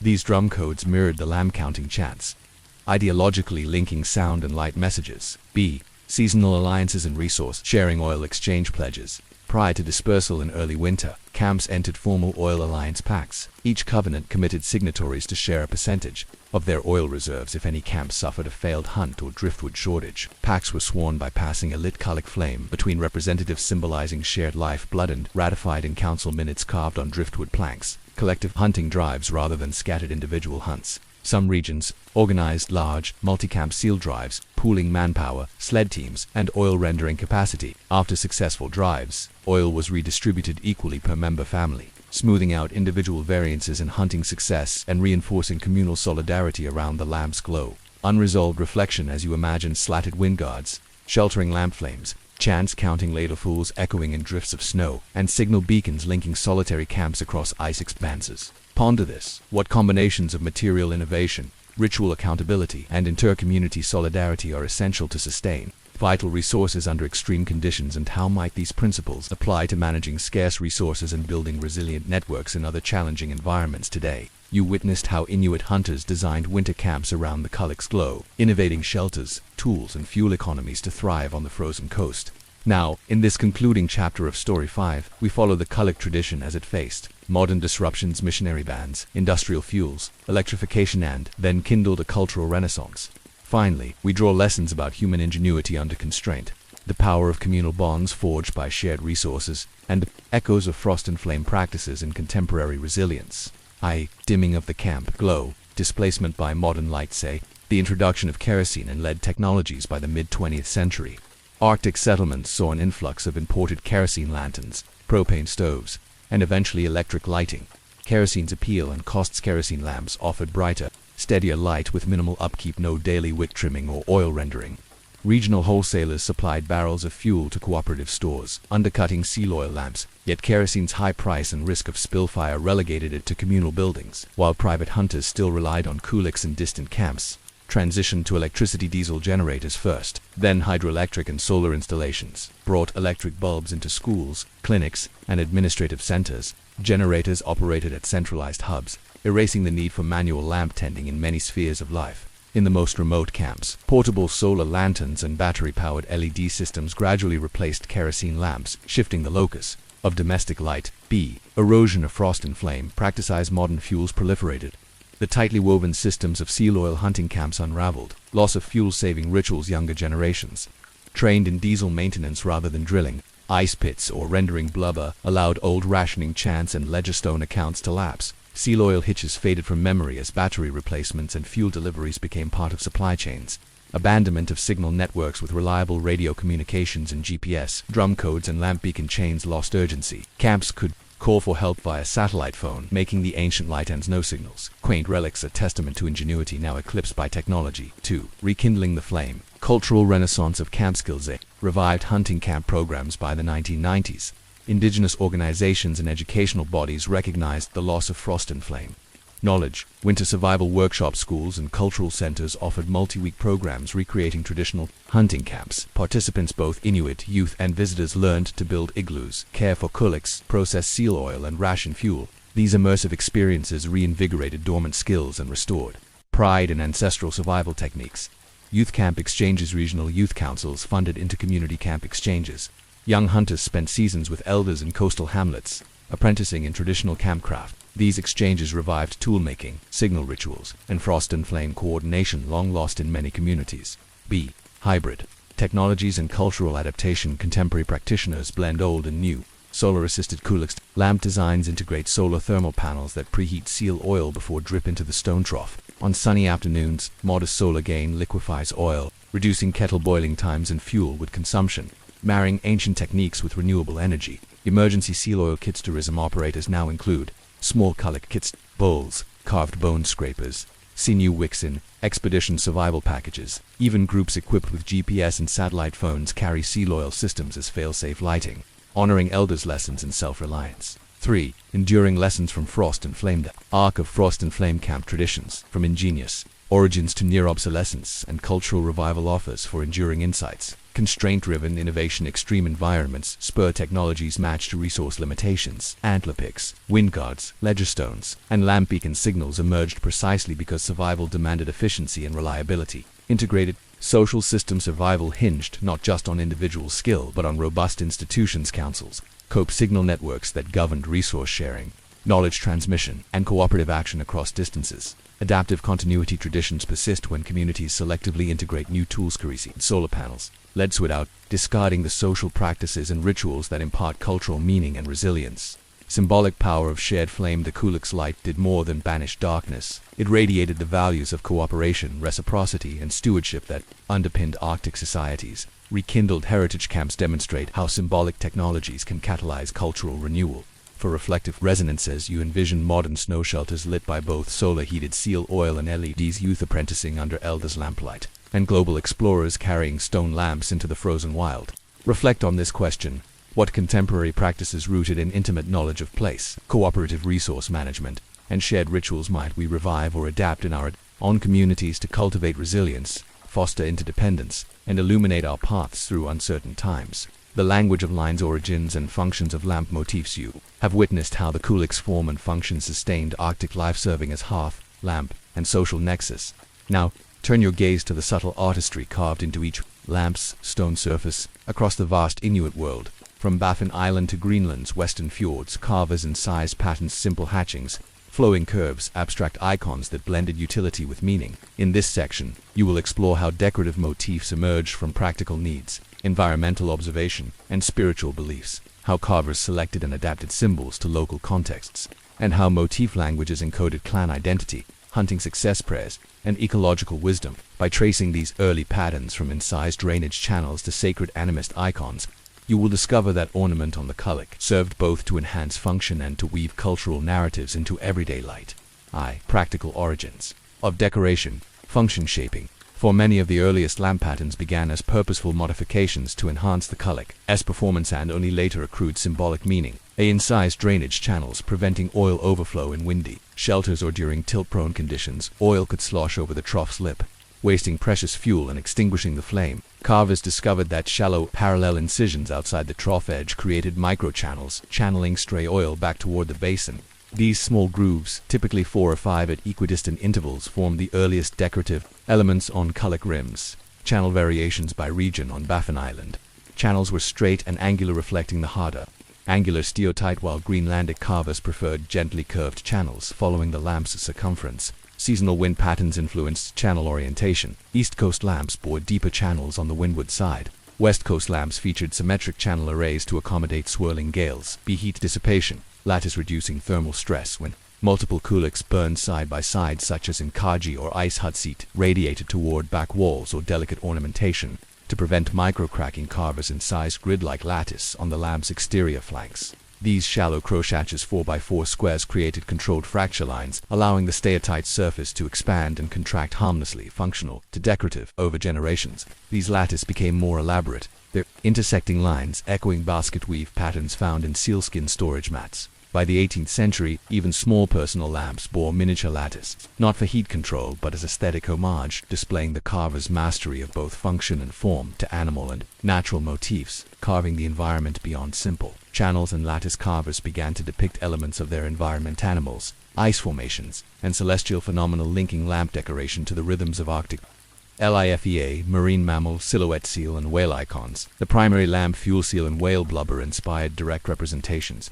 Early examples show stylized seal fluke shapes flanking the trough, their broad tails echoing the lamp's curved basin. Whalevel motifs, simple ovals with radiating incised lines, symbolize bowhead and beluga whales, invoking abundant harvests, abstracted to symbolic. By the 19th century, whale motifs transformed into concentric oval, as hole within the ice, referring both to breathing holes and celestial cycles of the moon. Seal fluke motifs evolved into multiple repeating M shapes around lamp rims, each peak representing a successful HUNTB. Ice and water patterns flow crack lines. Carvers inscribed jagged, branching lines, reminiscent of ice crack patterns on the lamp's shoulders. These network-like incisions recalled winter hunting challenges, navigating unstable flows and reading crack patterns to predict safe passages. The motifs served as silent reminders of environmental vigilance. Ripple wave bands, coastal camps, where spring tides and ice drift created rhythmic wave patterns under lamp reflection, saw the emergence of parallel wavy lines encircling qulliq bases. These ripple bands paid tribute to water's sustaining life drawn from seal breathing grounds and underscored the lamp's role in guiding nighttime fishing and canoe return. 3. Clan and spiritual emblems. Ornament as motifs soon transcended mere practicality, serving as markers of clan lineage, personal status, and spiritual invocation. Lineage bands and family signatures, generation lines. Some regions adopted multiple concentric rings cut into lamp shoulders, each ring representing a generation. Corduroy-like, these bands formed a genealogical code, 3 rings for grandparents, 2 for parents, and 1 for the lamp carver's own generation. Lamps passed through marriages bore combined band sets, visually fusing to lineages. Carvers mark beyond lineage. Master carvers introduced unique signature glyphs, simple geometric shapes, triangles, hooked lines placed discreetly near lamp bases. These marks functioned like potter's seals, certifying the carver's identity and quality grade. Later, trading posts noted these glyphs when acquiring lamps for export, inadvertently creating early provenance records. Shamanic and spiritual icons, animist symbols, belief in animal spirits informed motif selection. Depictions of raven wings, fanned incisions honored the trickster spirit aiding hunters, while small cross-in-square motifs represented the polar star, guiding souls and travelers. Carvers believed that lamp motifs channeled protective energies into the flame, safeguarding households during long nights. Ritual incisions and blessing marks. Specialized qulliqs used in naming ceremonies or shamanic rituals bore deep, sinuous incisions forming serpent lines or spiral patterns. These complex motifs required fine bone scraper work and were consecrated by shamans before first use. In some communities, lamp bases were carved with foot track imprints analogous to footsteps of ancestors, ensuring their presence at crucial ceremonies for motif transmission and regional variation. Although certain motif classes spread widely, local contexts shaped their expression and evolution. A coastal versus inland styles. Coastal camps favored marine motifs in rippled waveband. External surfaces were richly covered, the lamp acting as a visual map of sea and shoreline. Inland camps emphasized terrestrial game caribou antler symbols, hair track incisions, and earth's crack patterns, reflecting the tundra's role in winter. Survivalb. Cross-community exchanges. Patterns diffused through trade and festival networks. Festival motif competitions. At seasonal fairs, carvers displayed innovative motifs such as multi-tiered lineage bands or hybrid animal-plant panels. Judges awarded prizes for creativity, encouraging cross-pollination of motif sets among distant communities. Intermarriage and motif blends. Marriages between coastal and inland bands produced lamps with combined motifs, ripple bands interlaced with caribou track panels, symbolizing union of ecological realms and family ties. Unresolved question. You trace the qulliq's decorative evolution from functional drainage channels to clan bands and shamanic spirals. Consider this. How did the interplay of environmental observation, practical adaptation, and cultural meaning infuse each lamp with identity and purpose, and what insights does this offer into the ways ordinary objects can carry rich symbolic languages across communities and generations? You saw how functional grooves and environmental icons gave rise to a rich vocabulary of qulliq motifs, drainage channels, ripple bands, lineage rings, and shamanic spirals, each carved into stone with antler picks and bone scrapers. Now, we follow those motifs through eras of profound contact and upheaval. You'll trace how European traders and missionaries, shifting economic systems, and eventual electrification disrupted traditional carving practices, altered motif meanings, and forced Inuit artisans to adapt or conceal their ornamented flame vessels. Through these transformations, the qulliq's decorative language diversified, hybridized, and in some contexts nearly vanished, only to be rediscovered and reinterpreted in cultural revivals. Early trade winds exchanged objects, new materials, and motif. Hudson's Bay Company. Influenced by the mid-18th century, Hudson's Bay Company HBC posts dotted Arctic shores, bringing cloth, metal tools, and exotic goods. These posts both empowered and complicated local carving traditions. Iron scrapers and steel blades. The arrival of imported metal scrapers and chisels transformed detailed work. Carvers could incise motifs with greater precision and speed, leading to more intricate motif sets. Early examples show new fine-line basketweave lattice and diminutive flora patterns impossible with broader bone tools. Pattern books and motif catalogs. HBC clerks sometimes commissioned pattern books, small leather-bound sketchbooks filled with drawings of local ornament from Inuit artists, in exchange for cloth or tobacco. Though few survived, these albums circulated between posts, enabling cross-regional motif adoption. An eagle feather fan design from Ungava Bay, for instance, appears carved on lamp rims in remote central Arctic camps decades later. Bee cloth and bead ornamentation. Trade cloth and glass beads introduce new decorative possibilities and precious cloth pattern. Inspiration. Brightly colored cloth trimmed with geometric patterns inspired carvers to emulate repeating zigzags and chevrons on lamp shoulders. Though stone carving remained monochrome, the illusion of color came from soot patination rubbed into incised lines. These cloth bands appeared in some southern camps by the early 19th century. Bead-inlaid lamps. A small number of prestige qulliqs from the northwest coast feature glass bead inlays set into shallow recesses and ornamental technique blending. European trade goods with ancestral motifs. These hybrid lamps were rare high-status gifts given to visiting captains or missionary officials, and often displayed in post parlors as tokens of exotic craftsmanship. 2. Missionary edicts and the suppression of sacred motifs. Say Christian prescriptions on pagan symbols. As Moravian and Anglican missionaries spread across the Arctic in the 19th century, they viewed many shamanic and animist symbols as pagan vestiges, banning serpentine spirals. Missionary records from Labrador note that shamanic spiral motifs linked to undersea spirits were labeled demonic by clergy. In conversion campaigns, elders were pressured to stop carving such patterns, leading some carvers to retire sacred designs or mask them beneath utilitarian channels. Reactionary simplification. To avoid missionary scrutiny, carvers increasingly favored purely functional motifs, drainage channels, and lattice-issuing any animal or spiral symbols. Lamps carved in mission patrol years often bear only simple grooves, their rich iconography stripped away in deference to new religious mandates. Private carving and hidden meanings despite official pressures.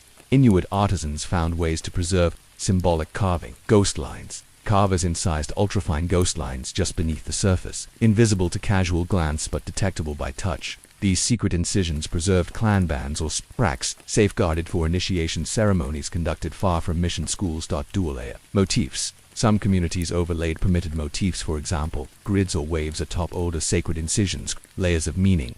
During public gatherings, only the overt designs were visible. During private rituals, lamp black was scraped away to reveal ancestral patterns, reawakening their original power. 3. Industrial fuel, electrification, and decorative decline. Kerosene lamps and the diminished qulliq. The early 20th century, kerosene-fueled hurricane lamps and pressurized lanterns became prevalent. Shift in decorative focus as kerosene lanterns lit homes. Qulliqs receded to ceremonial corners. Their carving no longer received daily attention. Existing lamps wore smooth from neglect, their incisions filled with soot and ice. Younger generations never learned fine carving. The motif language slipped toward obsolescence. Lamp as relic, qulliqs, became museum pieces in many settlements, played in front lobbies or school halls. Their carved patterns admired as artifacts rather than living ornament. With tools and chants fading, the decorative tradition threatened extinction. Post-electricity revival and artistic reinterpretation. The coming of widespread electrification paradoxically spurred renewed interest in decorative qulliqs, cultural museums and carving schools. In the late 20th century, Inuit art cooperatives began hosting carving classes. Focusing on qulliq ornament, elders relearned clan motifs by studying museum collections. Apprentices practiced ghost lines under UV light reveal techniques, recovering hidden designs. Contemporary art lamps. Modern Inuit artists create lamps that blend traditional motifs with new media, etching circuit board designs alongside lineage bands, or combining LED inner cores with carved soapstone exteriors. These art pieces, shown in galleries across Canada and Europe, reinforce the qulliq's decorative legacy in a global conversation about cultural continuity and innovation. For regional revivals and the reassertion of motif identity in recent decades, communities have reasserted motif traditions with pride. A festival of patterns. Annual cultural festivals such as Nunavut's Light of Our Ancestors hosts carving competitions for qulliq motifs. Artists submit new lamp designs that reinterpret ancient patterns, judged by elders for both technical accuracy and creative resonance. Winning motifs are disseminated via digital pattern archives, ensuring regional styles propagate once more. Clan motif registries. Some communities have reinstated clan motif registries, books or digital databases cataloging each family's lamp designs, their mythic associations, and carving instructions. These registries become living repositories. Apprentices consult them when crafting personal lamps, ensuring each new piece carries both functional features and ancestral stories. Unresolved thought as you consider how delicate ghost carving survived missionary bans, how industrial fuels threaten to erase ornament altogether, and how modern festivals and registries are reawakening the qulliq's decorative language. Reflect on this. What lessons can we draw from the qulliq's ornamented journey, its adaptation, concealment, and revival about preserving intangible cultural expressions within material artifacts, especially when those artifacts face disruptive social and technological transformations? You traced the qulliq's decorative evolution from utilitarian grooves and environmental icons to clan bands and hidden ghost motifs, and how colonial pressures nearly extinguished carving traditions before a cultural resurgence rekindled ancestral ornament. Now, in this final chapter, we examine how motif knowledge has been consolidated, codified, and projected into future imaginaries. We'll explore the processes of motif transmission and adaptation in contemporary contexts, the integration of decorative language into public memory and identity, and the broader lessons that the qulliq's ornamented journey offers for safeguarding material heritage in a world of rapid change. Codifying motifs, registries, archives, and community protocols.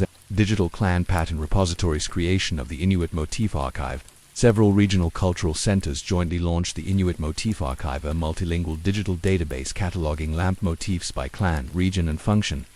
3D scans capture each lamp's incisions, metadata fields, record carver names, historical context, and associated oral narratives. Access controls ensure that sacred or shamanic designs require elder permission for viewing, replicating traditional secrecy protocols. Intergenerational metadata workshops. Elders and youth collaboratively tag archive entries, merging ancestral knowledge with digital fluency. In hands-on tag-along sessions, elders recount motif origins, how ripple bands mimic tidal patterns, while young archivists link these stories to geospatial and genealogical data, forging a living link between clan identity and decorative FORMB pattern certification and intellectual property. Clan motif certification seals.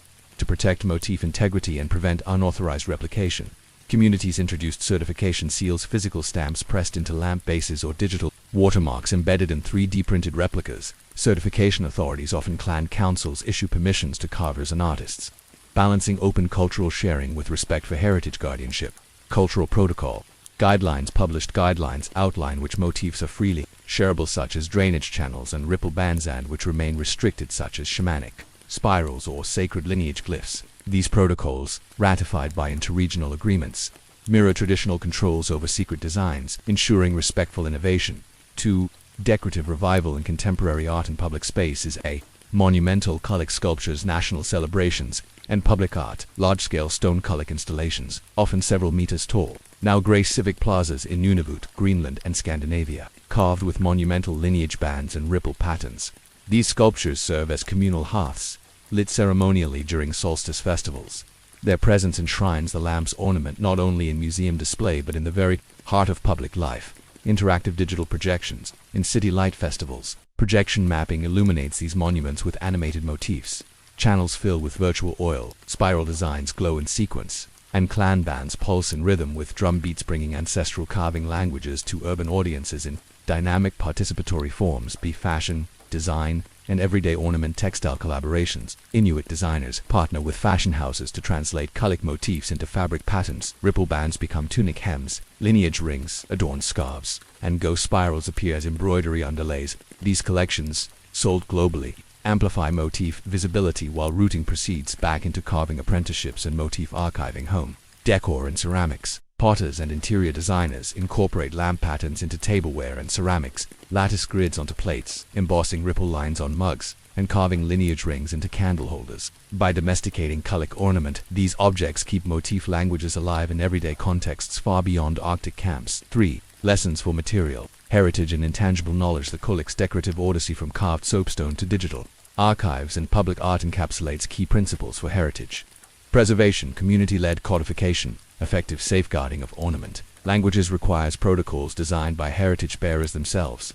Digital registries and certification. Systems flourish when communities assert ownership and dictate sharing guidelines. Dynamic adaptation. Ornament must evolve by welcoming new materials, glass beads, leads, projection mapping, while preserving core symbolic grammar. Communities sustain relevance and intergenerational resonance. Integrated public memory. When motifs migrate into public art, fashion, and daily objects, they transcend museum walls. Such integration embeds heritage within broader societal consciousness, making cultural knowledge visible, valued, and practiced. Balancing secrecy and access. Traditional secret motifs demand respectful access controls. Modern intellectual property. Analogs, watermarks, certification seals can honor these customs in a digital age, ensuring that innovation does not equate to appropriation. IV. Reflective challenge. As you imagine high-rise plazas lit by monumental qulliq forms, 3D animations tracing ancient channels across city walls, and everyday textiles echoing ripple and lineage motifs. Ponder what material and tangible matrices in your own cultural contexts, be they pottery designs, weaving patterns, or ceremonial carvings, deserve similar community-driven codification, dynamic adaptation, and public integration to survive and thrive amid global change. First lights across cultures. qulliqs meet European explosive. We've seen how the qulliq's flames shaped Inuit survival, social life, and decorative traditions across the frozen north. Now imagine a world beyond sea ice and drifting flows. The arrival of European ships, their decks laden with iron tools, fabrics, and strange fuels.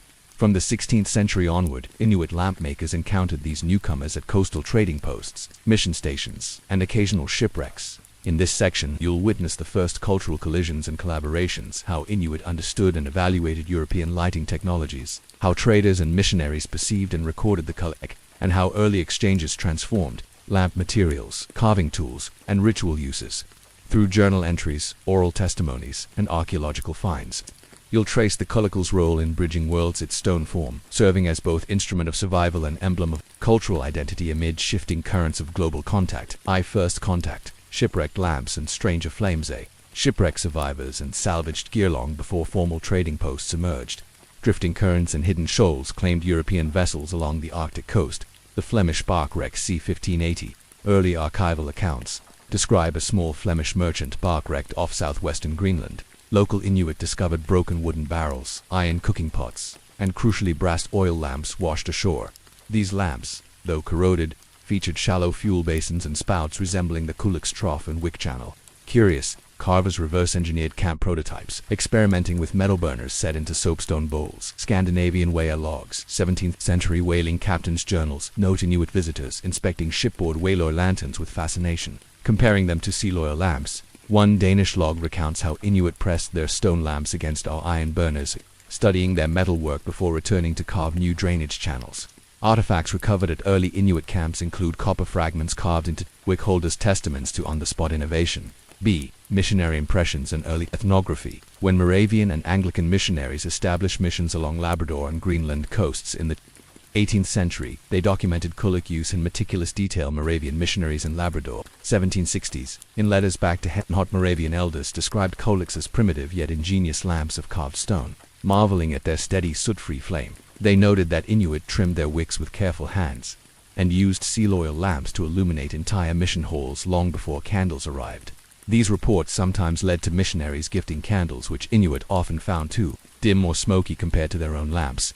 Anglican reports from Greenland, 1810s. Anglican chaplains penned ethnographic sketches. The Inuit lamp, hewn from grey soapstone, outshines our tallow candles in both warmth and efficiency. They recorded lamp rituals, oil tribute ceremonies, and birthrights, and occasionally commissioned local artists to sketch qulliq carvings for dispatch to London museums. These early sketches, preserved in ecclesiastical archives, reveal the first cross-cultural visual record of qulliq motifs. 2. Trade posts and the exchange of illumination. Hudson's Bay Company outposts. By the 18th century, the Hudson's Bay Company (HBC) established a network of fur trading posts across Arctic Canada. These posts became pivotal sites of lamp-related exchange. Kerosene introduced 1820s. HBC posts began offering kerosene distilled from southern oil wells to Inuit hunters who brought furs. Many hunters tried lamps fed by kerosene, comparing them to seal. While kerosene lamps burned brighter, Inuit observed that the open qulliq flame generated more radiant warmth and relied solely on locally procured blubber. Avoiding dependence on European supplies, metal fuel pans and wick holders. Traders stocked small metal pans and iron wick holders designed for kerosene lamps that Inuit adapted for seal oil use. Archaeological digs at Old Factory, Manitoba and Fort Chimo, Nunavik have unearthed hybrid qulliqs, soapstone basins drilled to accept flat iron pans and metal wick clamps, showing a blending of European hardware with Inuit lamp forms. Price negotiations in oil and furs. Seal oil itself became a trade commodity at HBC. Posts valued for lubricating muskets and tanning leather. Inuit negotiators bartered oil by the pintacask, leveraging oil's high fuel yield to secure better prices for pelts. The qulliq's economic role thus extended from hearth to marketplace, shaping alliance and dependency patterns. B. Missionary stations. As cultural hubs, mission stations not only proselytized but also facilitated technological exchange. Candle gift diplomacy. Missionaries presented candles and brass candlesticks as gifts during naming ceremonies and Christmas feasts. Inuit hosts often reciprocated with qulliqs, inscribed as diplomatic tokens, sometimes leaving their lamps behind when visiting southern mission homes. Lectures on oil chemistry. Mission cooks taught Inuit congregations to mix seal oil with animal tallow introduced by traders to improve candle making. These lessons led to experimental lamps using blended fuels, while mixed fuel qulliqs burned hotter. They required more frequent wick maintenance and produced slightly more soot, reinforcing preferences for pure seal oil in ritual contexts. 3. Cultural impacts and adaptive responses. Lamp ritual transformations. Rupian contact reshaped some lamp customs even as core practices endured. Hybrid naming rights. Some Inuit communities merged qulliq and candle lighting in child naming ceremonies. A candle lit by the missionary chaplain passed flame to a qulliq held by the child's maternal uncle, symbolizing the union of Inuit and European spiritual traditions. Oil chapel subsidies. In Greenland, mission chapels installed rows of outdoor qulliq-style lamps, each fed by donated seal oil. Congregations attended qulliq matins at dawn, blending Inuit lamp vigil customs with Christian worship, and adaptive fusion that endured into the 20th century. Resistance and preservation. Despite external influences, Inuit artisans and elders actively safeguarded qulliq traditions.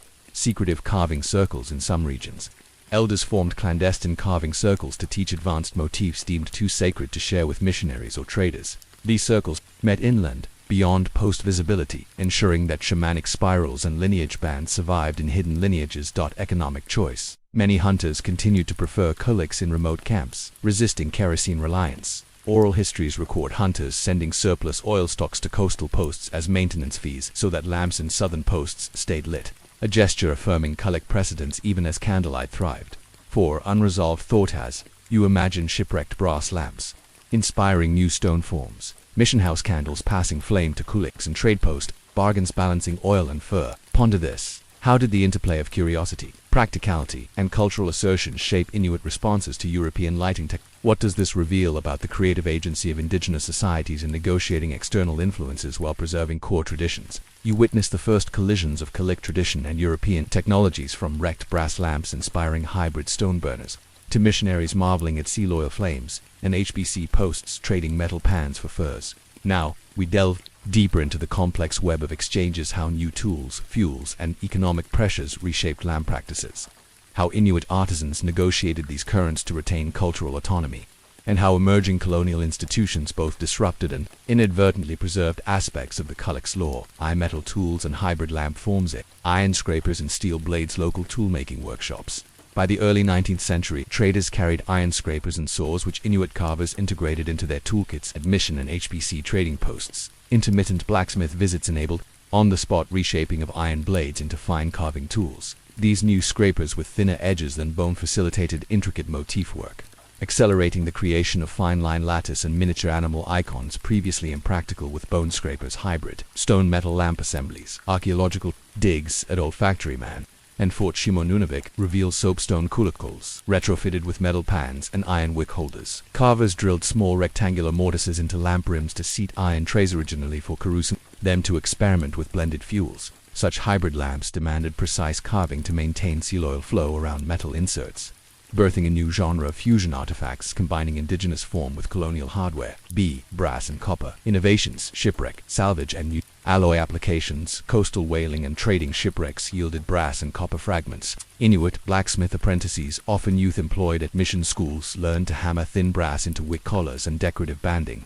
These metal trims highlighted carved motifs, their warm sheen contrasting with matte steatite under lamp glow. Though rare brass-edged qulliqs became prestige items exchanged as gifts during intermarriage alliances, symbolizing both adaptability and status. Electrochemical patination experiments. By the late 19th century, Inuit artisans discovered that soaking carved soapstone lamps overnight in seawater with brass shavings produced blue-green patina in etched lines, an accidental form of electrochemical coloration. These unintended aqua highlights were celebrated in some eastern Arctic camps as evocations of open water beneath ice, and later intentionally reproduced for decorative effect. Fuel economies and shifting dependencies. Kerosene subsidies and oil taxation. Missionary subsidized lamps to encourage conversion.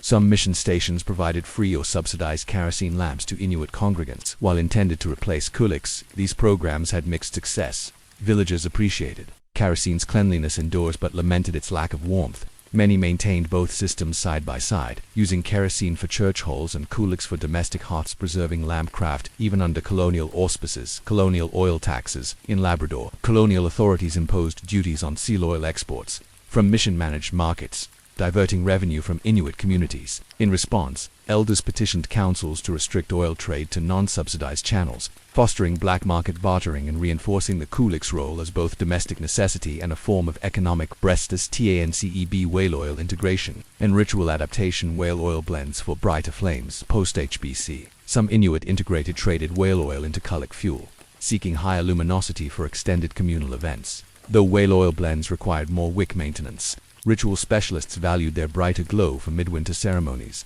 This innovation demonstrates strategic fuel mixing, preserving seal oil ritual purity for daily use while admitting imported fuels for exceptional occasions. Hybrid ritual calendars. Historical records from Hudson Strait communities describe adjusted ceremonial calendars. Candlelight worship in mission chapels at midwinter solstice, followed by lamp feasts in private dwellings. These hybrid festivals blended Christian and Inuit lamp traditions, preserving qulliq rituals under the guise of sanctioned church celebrations and ensuring motif-laden lamps remained central to communal identity. 3. Educational exchanges and knowledge preservation. Mission school curricula and lamp workshops. Technical manuals in local languages. Missionaries developed rudimentary pictographic manuals teaching lamp and tool use, translated into Inuktitut and Kalaallit. These manuals, distributed in schools, contained diagrams of oil rendering, wick preparation, and basic carving techniques. Though colonial in origin, Inuit teachers appropriated them to standardize apprenticeship programs, embedding qulliq craft within formal education. Expert visits and skill transference. In the late 19th century, itinerant mining engineers and Arctic explorers hosted lamp clinics at coastal posts, demonstrating kerosene lamp maintenance and electrical generator basics. Inuit participants reciprocated by inviting engineers to carving demonstrations. ensuring that European visitors left with lasting impressions of qulliq workmanship and motif artistry, thus seeding early ethnographic interest that would later underpin museum collections. B. Early ethnographic documentations, sketchbooks, and photography. From the 1860s onward, missionary photographers captured images of qulliqs in situ, often including children tending lamps or elders carving motifs. These visual archives, archived in church records and European museums, preserved motif details that later guided 20th century revivalists in reconstructing lost carving patterns, oral narratives, and mission journals, mission diaries, recorded spot entries on lamp-making lore, such as the legend of the first qulliq, carved from a meteorite-lodged boulder, or prayers recited while trimming wicks. Though filtered through colonial lenses, these narratives preserved fragments of intangible heritage now re-examined by Inuit scholars to restore pre-contact ritual frameworks.iv. Unresolved question as you reflect on how Inuit carvers integrated iron and brass into soapstone forms, balanced kerosene subsidies with seal oil resistance, and co-opted missionary manuals to codify lamp lore. Consider this. In what ways does the qulliq's adaptive journey through colonial encounters and the creative agency Inuit exercised in negotiating new tools, fuels, and educational contexts illuminate broader patterns of indigenous resilience and technological syncretism in the face of external pressures? You witnessed the first sparks between Inuit lamp traditions and European technologies, shipwrecked brass burners inspiring hybrid stone lamps, kerosene subsidies challenging seal oil economies, and colonial institutions both suppressing and inadvertently preserving qulliq lore. Now, in this concluding chapter of Story 7, we trace how these early encounters culminated in enduring cultural adaptations and legacies. We explore three central themes: the consolidation of hybrid lamp forms and fuel practices, the institutional preservation and appropriation of qulliq knowledge, and the broader lessons for intercultural exchange and indigenous resilience. By the end, you'll understand how the qulliq's journey through European contact exemplifies both the fragility and tenacity of traditional technologies in a world of change. Hybridization and material continuity, enduring fusion, lamp standardization of metal inserts by the late 19th century. The hybrid practice of embedding iron or brass fuel pans into soapstone lamps had become widespread in many coastal communities. Carving workshops routinely drilled standardized mortises approximated 5 centimeters, 8 centimeters to house imported metal trays. This fusion form persisted well into the 20th century, outliving standalone brass lamps and pure soapstone qulliqs. Today, surviving museum examples date from 1870 to 1930, bearing both carved drainage channels and metal-rimmed wick grooves, a testament to adaptive continuity. Seal oil and kerosene blends. The practice of blending seal oil with imported kerosene experimentally evolved into pragmatic protocols. Many hunters discovered that a 70 to 30 seal oil to kerosene ratio optimized brightness without excessive soot, reducing seal oil consumption by up to 30%. These blended fuel lamps became the default for midwinter communal events, preserving qulliq form while incorporating external fuels. Even as kerosene costs rose and electrical lighting spread, hunters retained mixed fuel qulliqs in outpost cabins, valuing their warmth and cultural resonance. B. Transformation of decorative and ritual practice. Metal-enhanced motif. Introduction of fine metal tools enabled a renaissance in motif intricacy during the early 20th century. Even as missionary pressures nominally banned sacred symbols, Inuit carvers used imported steel chisels to produce ultrafine ghost motif replicas beneath more overt channel patterns. These delicate carvings, almost invisible to outsiders, safeguarded clan emblems in increasingly hybrid lamp forms. Ritual evolution around hybrid lamps. Ceremonial uses of the qulliq adapted to hybrid technology. In mixed fuel naming ceremonies, elders invoked both seal spirit blessings and references to the new iron light, symbolizing community adaptability. Mission records from Greenland in the 1920s note that some Inuit referred to their hybrid lamps as light of the two worlds, reflecting conscious cultural negotiation. 2. Institutional preservation and appropriation. Museums and mission archives as unintended guardians. Artifact collections. Missionary and HBC clerical collections, initially assembled to document exotic lamp forms, inadvertently preserved thousands of qulliqs, hybrid lamps, and even metal tool fragments. Ethnographic catalogues from Copenhagen, Ottawa, and London lists dozens of brass-edged qulliq materials otherwise lost in domestic contexts as lamps wore out or were repurposed.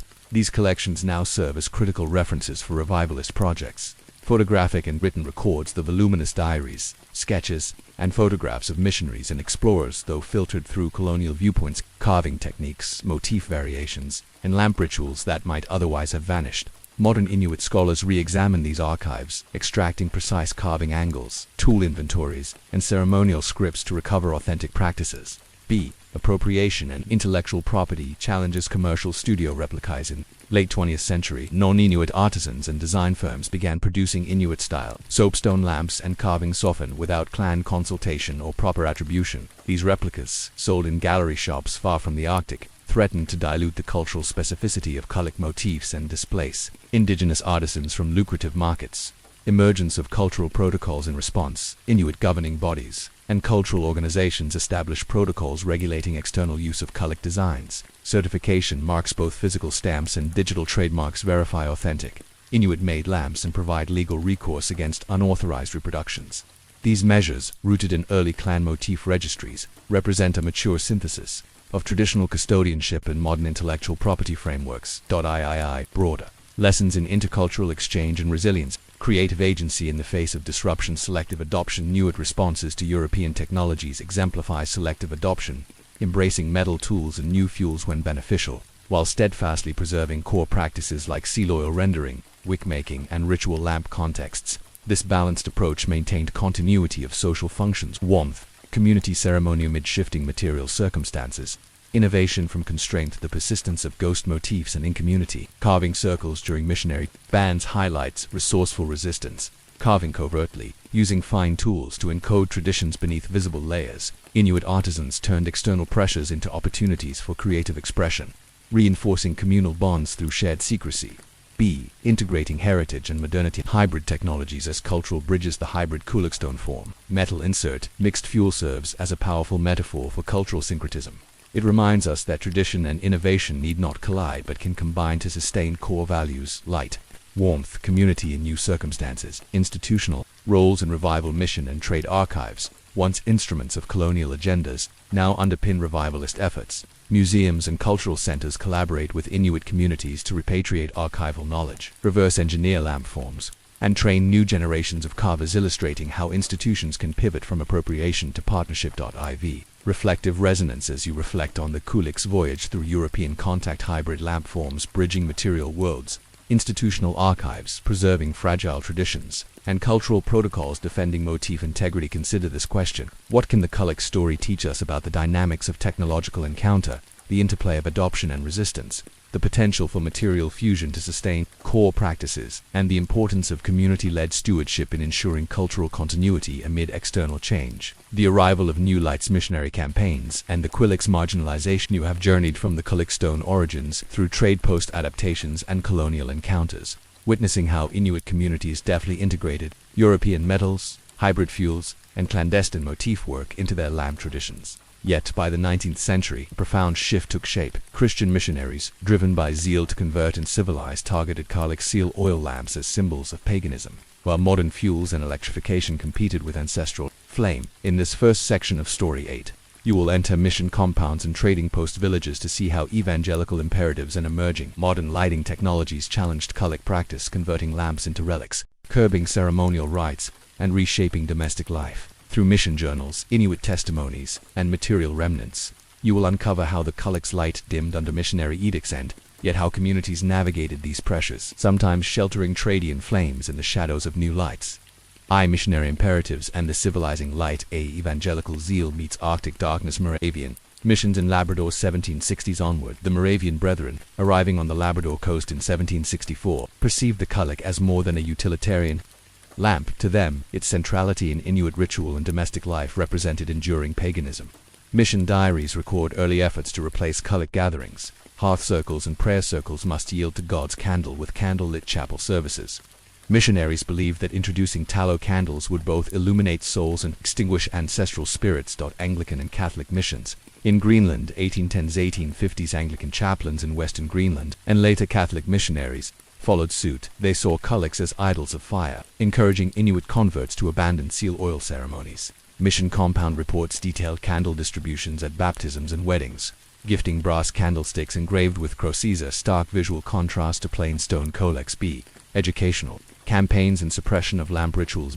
Schools as conversion engines. Central to missionary strategy were mission schools, often one room, Sod houses warmed by small stoves and lit by imported kerosene lanterns. Inuit children learned hymns under propane lamps rather than qulliq light, gradually associating spiritual instruction with candles and rejecting earlier lamp-scented teachings. Oral testimonies collected in the 1960s recount elders lamenting how our lamps no longer spoke to our children. Prohibition of ceremonial qulliq use. Mission prohibitions extended beyond domestic spaces.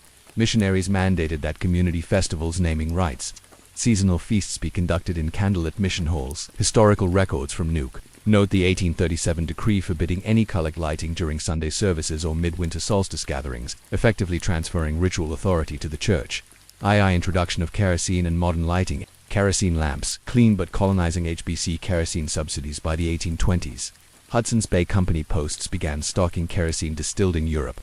Missionary partnerships often provided these lamps free or at subsidized rates to Inuit congregants. Kerosene lamps, with glass chimneys shielding flame and brass burners regulating wicks, were promoted as cleaner and safer alternatives, though their fuel dependence tied users to distant supply lines. Practical drawbacks versus cultural impacts. While kerosene lamps produced steadier, brighter light, they lacked the qulliq's radiant warmth critical in sod houses where hearth heat controlled interior temperature. More importantly, kerosene lamps symbolized dependence. Inuit had to trade furs or pay for fuel, a form of economic subordination that extended missionary and colonial influence into everyday. LIGHTB schoolhouse electrification and the eclipse of the qulliq 20th century diesel generators. Mission compounds and HBC posts installed small diesel generators to power electric bulbs in living rooms and schoolhouses. By mid-20th century, electrification projects, often funded by Canadian or Danish governments, extended to larger settlements, relegating qulliqs to secondary roles. Inuit testimonies describe the awe of first wired homes. Our lamps bowed out when the light switch flicked. Cultural displacement and domestic realignment as electric lights blazed overhead. Qulliqs moved to mantle corners, treated as heritage, artifacts rather than working hearths. Cooking and sewing shifted to benches under electric bulbs. Evening storytelling, once bound to lamp shadows on sod walls, migrated to radio hours. The qulliq's functional and symbolic centrality when raising questions about intergenerational transmission of lamp lore. 3. Inuit responses. Resistance, accommodation and coexistence. A.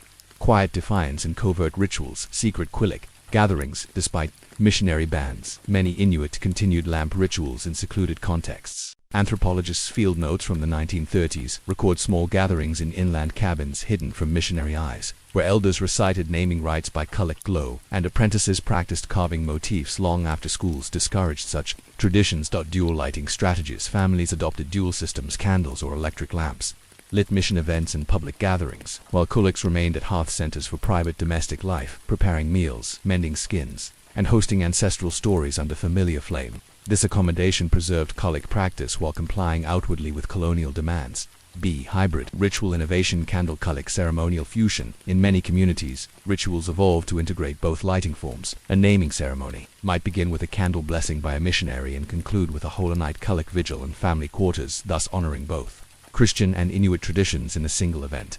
Symbolic reappropriation of modern light. Some Inuit leaders reframed electric light itself as a new qulliq, a modern incarnation of their hearth tradition. They recast electric bulbs as vessels of communal warmth, ensuring that even as materials changed, the underlying cultural function of shared illumination endured.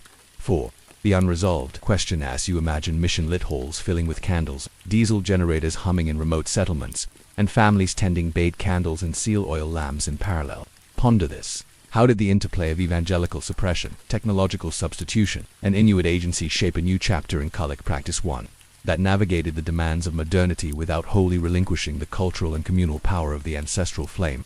You witnessed how missionary zeal and modern lighting, technologies, candles, kerosene lamps, and electrification threatened to marginalize the qulliq and its associated rituals. Now, we explore the complex ways Inuit communities navigated these new regimes, blending qulliq light with imported lamps, negotiating cultural space within mission schools, and leveraging nascent colonial institutions to preserve ancestral practices. Through these adaptive strategies, Inuit ensured that the qulliq remained a living tradition rather than a museum piece. I negotiated spaces in mission schools, integrating qulliq workshops into curricula, evening light classes. In the 1880s, some Moravian mission schools in Labrador introduced evening light classes. After candlelit scripture readings, students gathered around a single qulliq brought into the schoolhouse. Elders lead sessions on carving and oil rendering, presenting the lamp as a cultural complement to formal education. This tacit agreement, where missionaries tolerated limited qulliq use in exchange for cooperative discipline, preserved technical knowledge and kept lamp lore within younger generations' hands. Bilingual instruction manuals. Mission educators compiled bilingual manuals, Inuktitut and English on lamp maintenance and carving. While primarily intended to teach children household skills, these manuals also codified carving protocols and motif meanings and expectedly ensuring standardized transmission of qulliq techniques under colonial oversight. Diplomatic rituals and church community events. Candle qulliq blessing ceremonies to reconcile Anglican and Inuit spiritual calendars. Some parishes instituted dual blessing ceremonies at Christmas or Easter services. Congregants first lit church candles, then adjourned to outdoor qulliq vigil stations where seal oil lamps blessed the evening's social feast. These hybrid rituals allowed missionaries to maintain liturgical primacy while acknowledging local heritage, giving qulliq a sanctioned, if peripheral, ceremonial role. Mission Inuit councils, church councils in several Greenland settlements included Inuit elders as cultural advisors, granting them formal voice in scheduling lamp-related festivals. In return, elders endorsed missionary directives on youth schooling. These negotiated alliances preserved some communal lamp rights like the spring oil release under a veneer of mission approval, extending qulliq's ceremonial lifespan. Economic agency through lamp practices, lamp-based markets, and cooperative trade. Seal oil cooperatives. In the 1920s, Inuit women in several Labrador villages formed seal oil cooperatives, pooling blubber harvests to render and sell oil at mission post stores. Profits funded community repairs, school supplies, and winter fuel reserves. By engaging with colonial markets on their own terms, these cooperatives reinforced Kalaallit economic relevance and prevented total dependence on imported kerosene. Kalaallit craft fairs, annual mission-sponsored craft fairs, showcased carved qulliqs alongside missionary embroidery and European trinkets. Inuit carvers charged fees for demonstration stalls, selling intricately ornamented lamps to visiting traders, government officials, and tourists. Proceeds financed apprenticeships and tool procurement. High-end chisels, imported steel scrapers, lamp artisans within the colonial economy, barter and gift economies. Oil for licenses.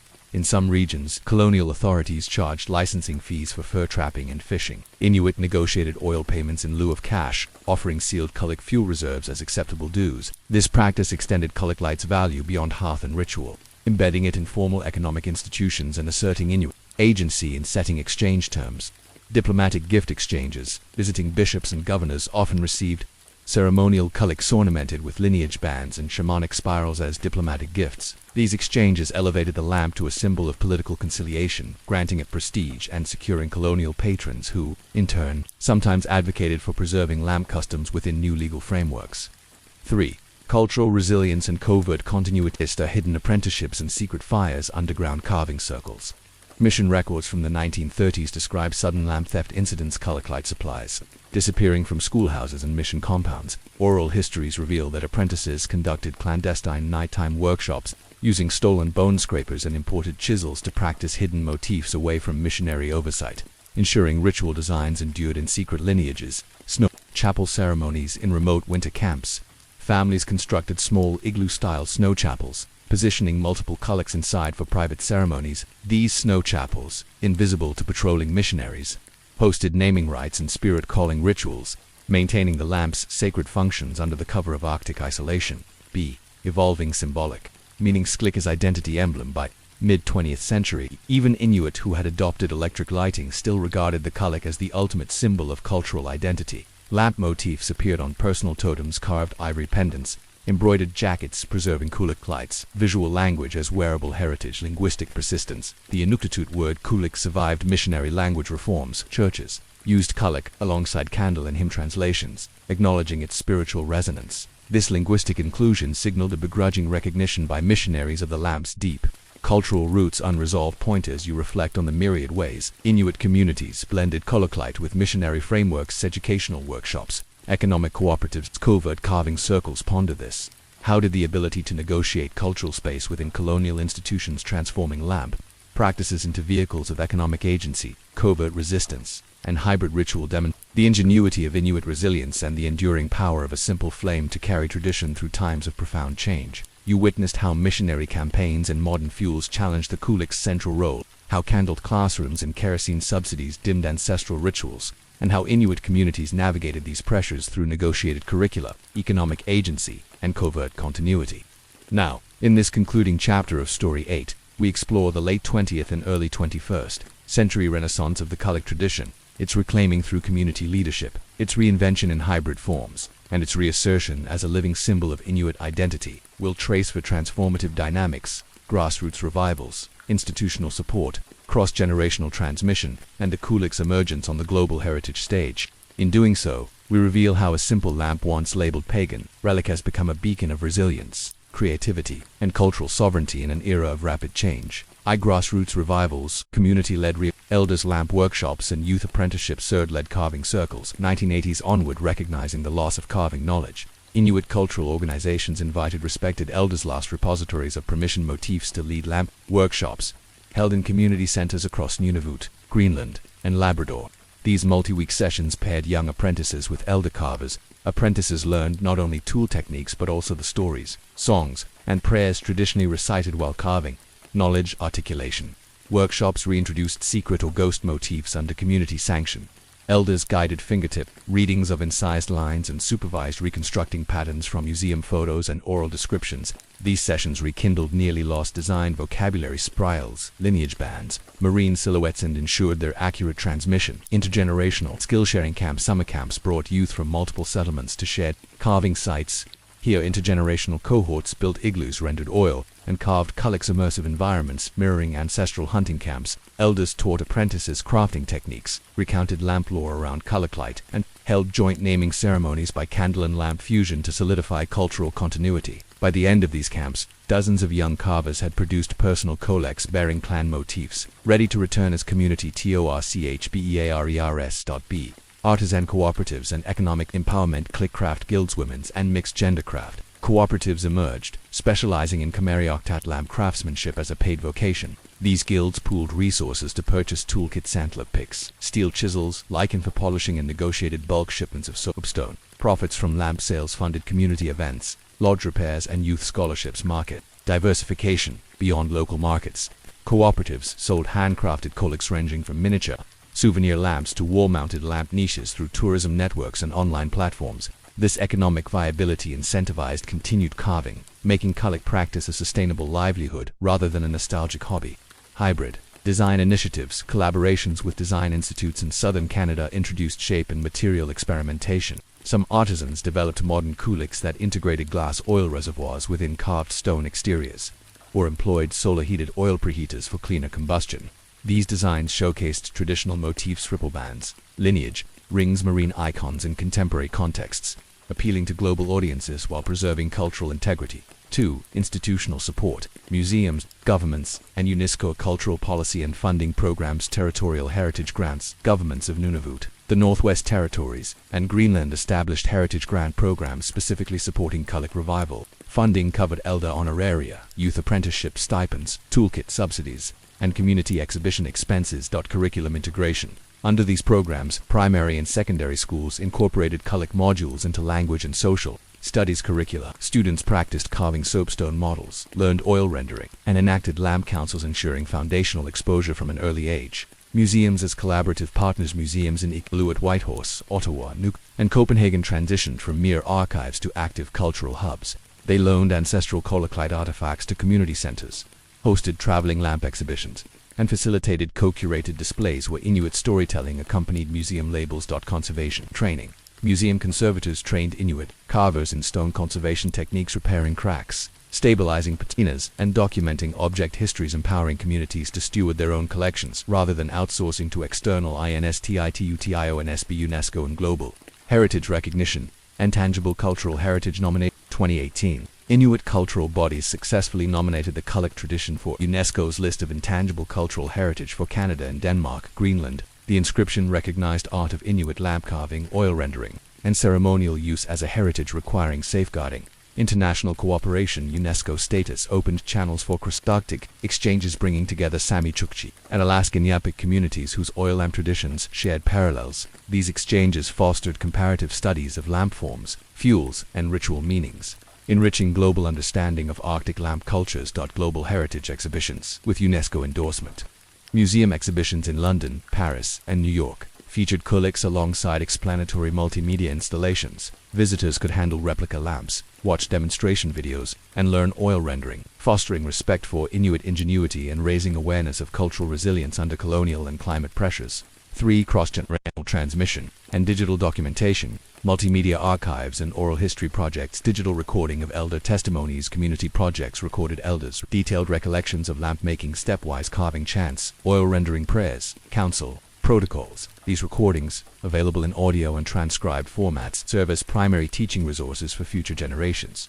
3D scanning and virtual workshops. Select museum-grade qulliqs underwent high-resolution 3D scanning. Virtual reality VR applications enable users, particularly youth, to virtually carve lamps, experiencing tactile tool motions and motif flows in simulated snow camp environments. VR modules also integrate elder narratives, reinforcing the interplay of skill and story. Open access tutorial platforms. Inuit cultural organizations launched online portals hosting free video tutorials, antler pick crafting, wick twining, motif carving narrated in multiple dialects. These platforms reach dispersed learners across time zones, ensuring that even remote communities and diaspora members can access lamp-making knowledge. B. Mentorship networks and regional hubs. Lamp mentorship circuits. Experienced carvers mentor cohorts across communities through scheduled exchanges. Mentors travel between settlements, holding intensive week-long carving marathons, while apprentices reciprocate by hosting mentors in their home camps, strengthening social bonds and guaranteed knowledge flows beyond local boundaries. Regional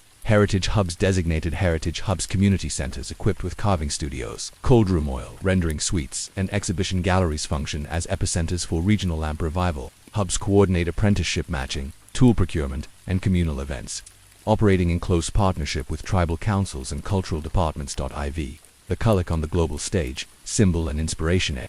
Contemporary art and design, collaborations. International artists residencies. Inuit carvers participate in artist-in-residence programs in urban centers Toronto, Berlin, Tokyo, sharing lamp carving workshops with global artists. These residencies produce cross-cultural artworks, hybrid lamps incorporating electronic lights, charcoal drawings of motifs slashed across architectural sketches, and performance pieces invoking lamp bruises. Design biennales and expos. The qulliq has featured prominently in design biennales Stockholm, Kyoto, where installations juxtaposed carved stone lamps with minimalist Scandinavian interiors, fostering dialogues on sustainable fuel use, indigenous design ethics, and the power of slow craft. B. Symbol of resilience and cultural sovereignty. Political iconography. Indigenous political movements in Arctic regions adopted the qulliq as a symbol of self-determination. Haul-out art on protest banners, social media profiles, and campaign logos invokes the lamp's associations of light, warmth, and communal decision-making to assert rights to land, languages, and traditions. Environmental advocacy. Reliance on seal oil underscores the importance of sustainable marine ecosystems. Environmental NGOs collaborate with Inuit organizations to highlight qulliq traditions in campaigns against overfishing, oil drilling in polar waters, and climate change impacts, using the lamp as a poignant emblem of Arctic fragility and the interdependence of culture and ecology. V. Reflective resonance. From the embers of secret carving circles to the floodlights of global heritage exhibitions, the qulliq's journey through missionary suppression, colonial entanglements, and modern revival affirms a powerful truth. Tradition thrives when communities embrace innovation, assert agency, and weave ancestral wisdom into evolving contexts. As you consider the qulliq's enduring flame-carved, blended, hidden, and reborn, reflect on this final question. In your own world, what ancestral practices or symbolic forms face the threat of obsolescence, and how might their revival, reinvention, and integration into contemporary life serve as beacons of resilience, identity, and ecological harmony in the years ahead? Upheaval's first flicker, forced relocation, and the qulliq's disruption in the decades following World War II. The high Arctic became a theater not of international conflict but of governmental policies that dramatically reshaped Inuit lifeway. Sovereignty assertion programs and Cold War anxieties led Canada and, to a lesser extent, Denmark and Greenland, to relocate entire communities to remote outposts. These upheavals, often executed with little consultation, appended traditional hunting grounds, severed kinship networks, and isolated families far from ancestral sites of silo lamp production. In this first section of Story 9, you'll enter the era of mid-century displacement, tracing how forced relocations disrupted qulliq carving camps, fractured oil harvest circuits, and tested communal ritual practices. Through government records, oral histories, and survivor testimonies, you'll sense the shock of new settlement patterns, the challenge of re-establishing lamp economies in unfamiliar environments, and the first sparks of resistance that kept ancestral flame alive under very different skies. A sovereignty and relocation. Contexts of Cold War displacement. Canada's high Arctic relocations 1953-55 in the early 1950s, concerned about asserting sovereignty amid US and Soviet Arctic patrols. The Canadian government initiated relocations of Inuit families from northern Quebec to Ellesmere Island, King William Island, and Resolute Bay. Policy rationale and execution. Official memos framed relocations as voluntary resettlement for improved living standards. Yet logistics reveal minimal choice. Department of Northern Affairs planners selected families, often Inuit guides previously employed by the RCMP or HBC, transporting them by icebreaker to barren outposts without established infrastructure. Government records note that arriving families found no proper housing, limited fuel stores, and no local wood or driftwood supply for qulliq use. Immediate impact on lamp traditions. Displaced families carried few qulliqs, broken or partially carved, plus minimal oil reserves. Without local seal blubber sources, lamp fuel evaporated rapidly. Government shipments of kerosene arrived sporadically. Families reported using kerosene lamps in place of qulliq light, though temperatures below -50°C sometimes caused kerosene to gel, leaving households in darkness until replacement shipments arrived. B. Greenlandic settlement consolidation. 1950s-60s. Meanwhile, Danish authorities in Greenland pursued consolidation of small settlements into larger towns, aiming to deliver modern services. Town-building programs. Villages like qulliq and qulliq absorbed residents from dozens of tiny hamlets. Modern housing blocks with oil stoves and electric lighting supplied by diesel generators replaced sod houses and igloos. Government circulars encouraged progressive families to move to centralized locales for schooling and healthcare access, downplaying loss of subsistence patterns. Consequences for qulliq use. In new towns, oil stove furnaces provided cooking, heat. Electric bulbs answered illumination needs. Qulliq workshops shut down as carving tools rusted in storage. Some elders kept a single lamp for ceremonial use. Most families retired qulliq light to museum shelves. Oral testimonies lamented darkness beyond the electric glare, a sense of cultural dimming accompanying modern lights. II. Fractured fuel circuits in carving landscapes. They disrupted seal blubber. Supply chains. Traditional oil production depended on proximity to packers' hunting grounds and seasonal seal harvest cycles. Relocation severed these rhythms. New environments. No seals. Families moved to locations where seals seldom ventured. High Arctic channels near naval bases or mining camps. Government policies forbade traditional hunting near military installations, depriving communities of blubber. Without raw material, oil rendering ceased. Kettle and blubber strip rigs, once communal focal points, fell silent. Dependence on supply. Ships' resupply convoys delivered limited barrels of cooking oil and small jerrycans of kerosene, strictly rationed. Reports from Resolute Bay 1954 record supplies lasting only 2 weeks for lamp use, forcing families to scavenge engineering grease from abandoned military equipment, flammable but fouling wicks and generating toxic smoke. B. Loss of carving sites and tool availability. The carving camps, spring coastal workshops, and inland seasonal gatherings vanished overnight. Absence of soapstone sources. New settlements sat atop shale bedrock with no local stone. Families could not gather raw stone, and transport of heavy soapstone bowls was impractical. Elders' personal qulliq collections became the only surviving stone lamps, soon chipped, cracked, or repurposed. Tool depletion and rust. Bone scrapers and antler picks, once abundant, deteriorated. The dry, heated interiors of new concrete homes cracked bone tools, while steel chisels provided by HBC post-rusted in high-humidity basements. Without workshops or communal carving circles, tool inventories dwindled, and with them, carving skills atrophied. 3.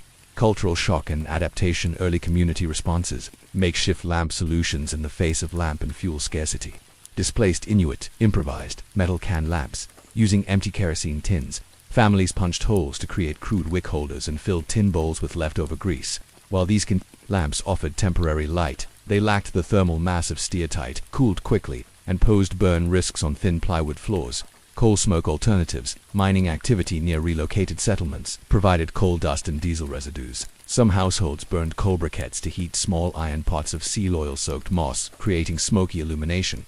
These makeshift solutions highlight adaptive resilience but underscore loss of qulliq light's purity and communal warmth. Covert ceremonies and memory keeping. Despite disruptive conditions, displaced families strove to preserve lamp traditions. Secret evening circles. Though electric lights dominated public spaces, families smuggled surviving qulliqs into unheated storage sheds. Elders recited naming prayers softly by lamp glow, teaching children carving chants from memory and sketching motifs in frost on the shed's metal walls. Oral maps and knowledge networks. Elders maintained mental maps of ancestral steatite quarries and oil caches, relating them in whispered stories to youth. These oral networks ensured that, should families return or relocate again, they carried essential survival knowledge of lamp making and fuel harvesting places. Unresolved question. As you imagine families stranded on barren shores, bartering abandoned military grease for light, and elders dreaming of distant soapstone shores late into the night. Consider this. How did the disruptive forces of forced relocation and modern settlement threaten the qulliq's flamed? What early forms of adaptive resistance, makeshift innovation, and covert knowledge transmission kept the ancestral lamp's spark alive against overwhelming odds? You witnessed the abrupt rupture of lamp economies and carving landscapes as Inuit families were uprooted to unfamiliar high Arctic outposts deprived of seal oil sources, soapstone quarries, and carving workshops. Yet, even amidst displacement and material deprivation, communities found ways to rekindle qulliq traditions. In this section, you'll explore the resilient strategies that sustained lamp making and lamp use practices under new, often hostile conditions. The restoration of oil supply chains, the improvisation of carving kits, the reconstitution of communal rituals in unfamiliar settings, and the emergence of new social institutions dedicated to lamp heritage. Through survivor testimonies, community records, and revival initiatives, you'll see how the flame of tradition persisted, sometimes barely, against the Arctic winds of mid-century upheaval. Reforging fuel pathways, seal oil revivals, and cooperative logistics, establishing new hunt networks faced with seal scarcity near forced settlement sites. Displaced hunters negotiated special permissions and forged fresh hunting alliances. Government-sanctioned hunting permits. Inuit delegations petitioned northern administrators for extended hunting rights on military and mining lands. By the late 1950s, permits allowed select families to travel by small motorized boats or dog teams to traditional seal hunting grounds up to 200 kilometers away. Though arduous and fuel-intensive, these expeditions restored critical blubber supplies for lamp use. Inter-community blubber exchanges. Communities without direct access to Pakai's camps, such as Resolute Bay, entered trade agreements with coastal hamlets like Arctic Bay and Grise Fjord. Visiting hunters delivered bulk blubber shipments in exchange for processed fish, canned goods, and kerosene rations. These barter networks reinstated seal oil flows, enabling communal rendering stations to resume functioning, albeit at a reduced scale. Collective rendering projects with raw blubber again available. Communities revived rendering practices through cooperative ventures, communal rendering camps. Small groups built temporary oil rendering sites near settlement outskirts using portable iron kettles borrowed from military posts and driftwood fuel salvaged from supply pallet waste. Elders led multi-day rendering marathons. Families brought blubber strips. Elders oversaw skimming protocols, and youth monitored kettle temperatures using improvised gauges, nail rods marked in pre-war inches. These camps generated sufficient seal oil to refill qulliq reserves for weeks of winter use. Sealed storage. Sellers, recognizing the need to protect revived oil stores from thaw-free cycles in uninsulated storage sheds. Community members constructed snow-insulated cellars echoing ancestral designs but adapted to mixed concrete and driftwood architecture. Thick straw bales lined floors. Sealskin-sealed wooden vats held oil under snow layers. Monthly oil audits by appointed keepers using tally sticks.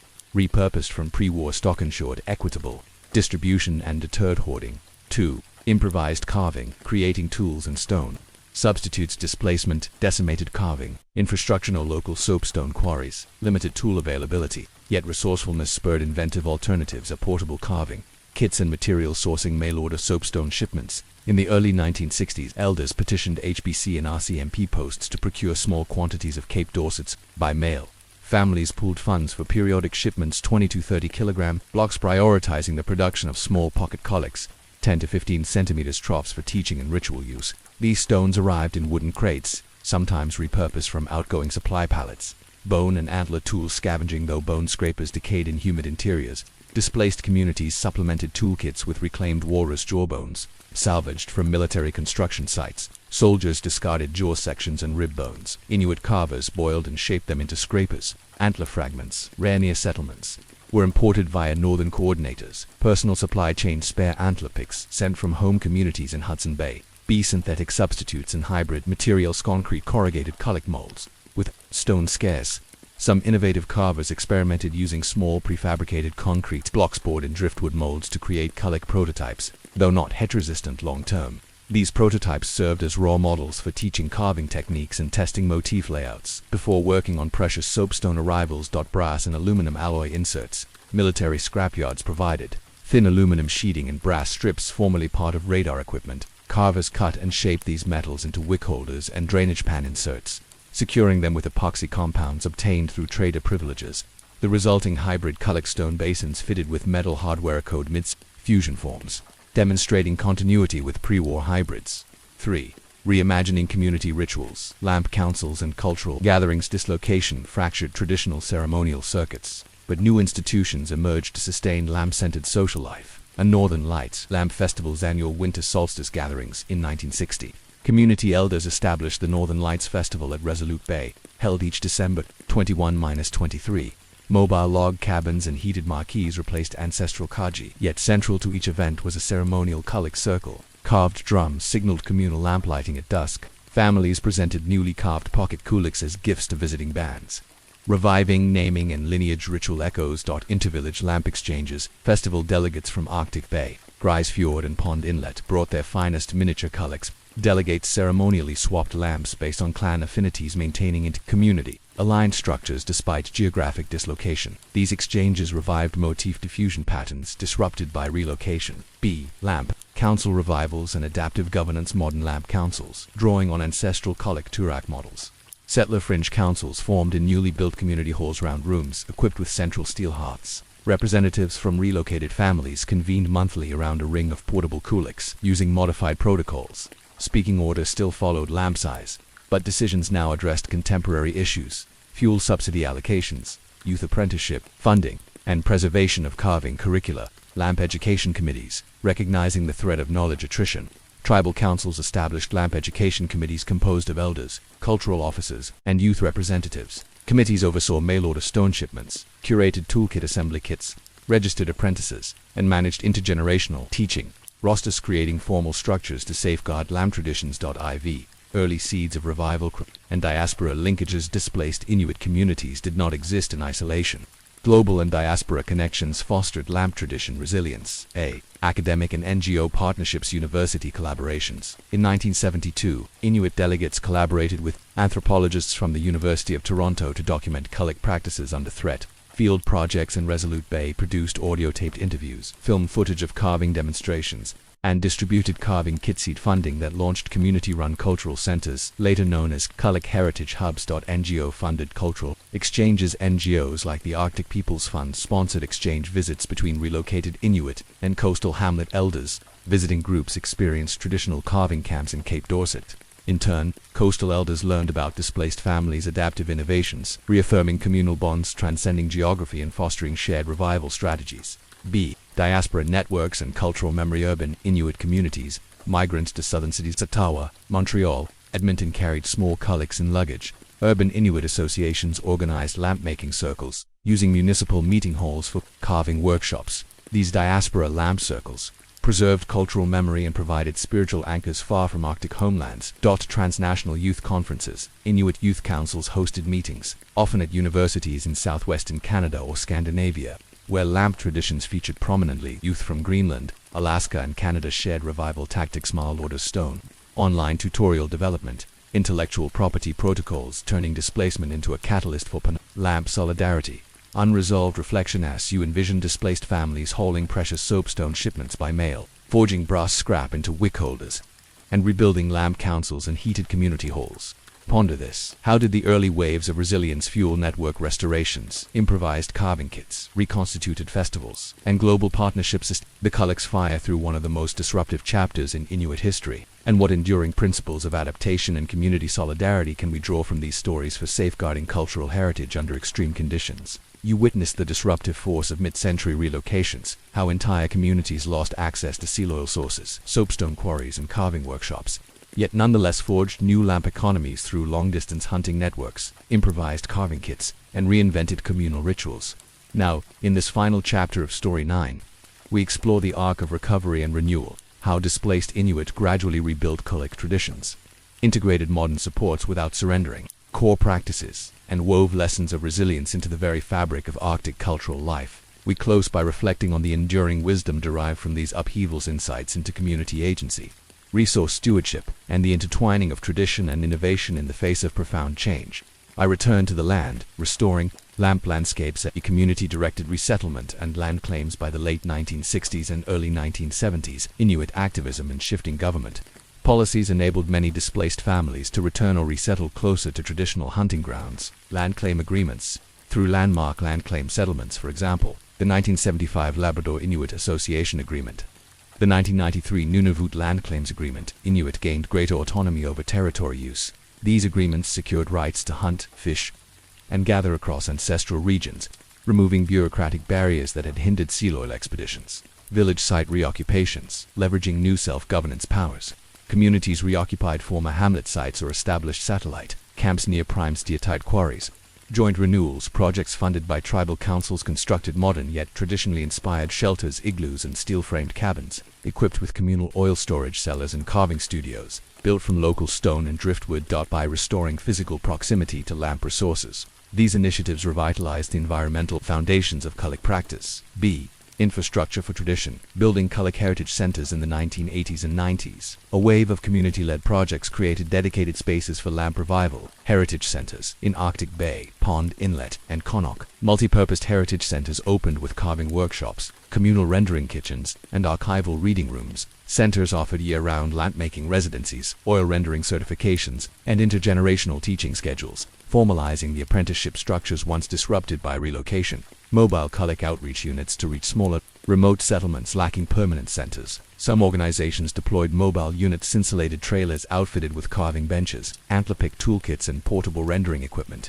These units toured communities on scheduled circuits, ensuring that even the most isolated families accessed lamp revival resources and training.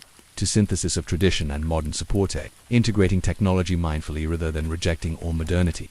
Communities crafted selective integrations that amplified, not replaced, ancestral practices. Solar thermal oil preheaters, lamp-making workshops installed small solar collectors, metal panels positioned on building roofs. By midday, these panels warmed seal oil stored in tanks to just above melting point, drastically reducing kettle boiling times and driftwood consumption. This eco-friendly synergy honored traditional oil rendering methods while harnessing renewable energy. Precision carving tools. Tribal councils negotiated bulk purchases of specialized carving tools, stainless steel chisels, with ergonomically designed handles manufactured to mimic antlerpick used only for preliminary rough-out stages. These tools minimized physical strain, reserving elder craftsmanship for fine detail work with traditional bone scrapers.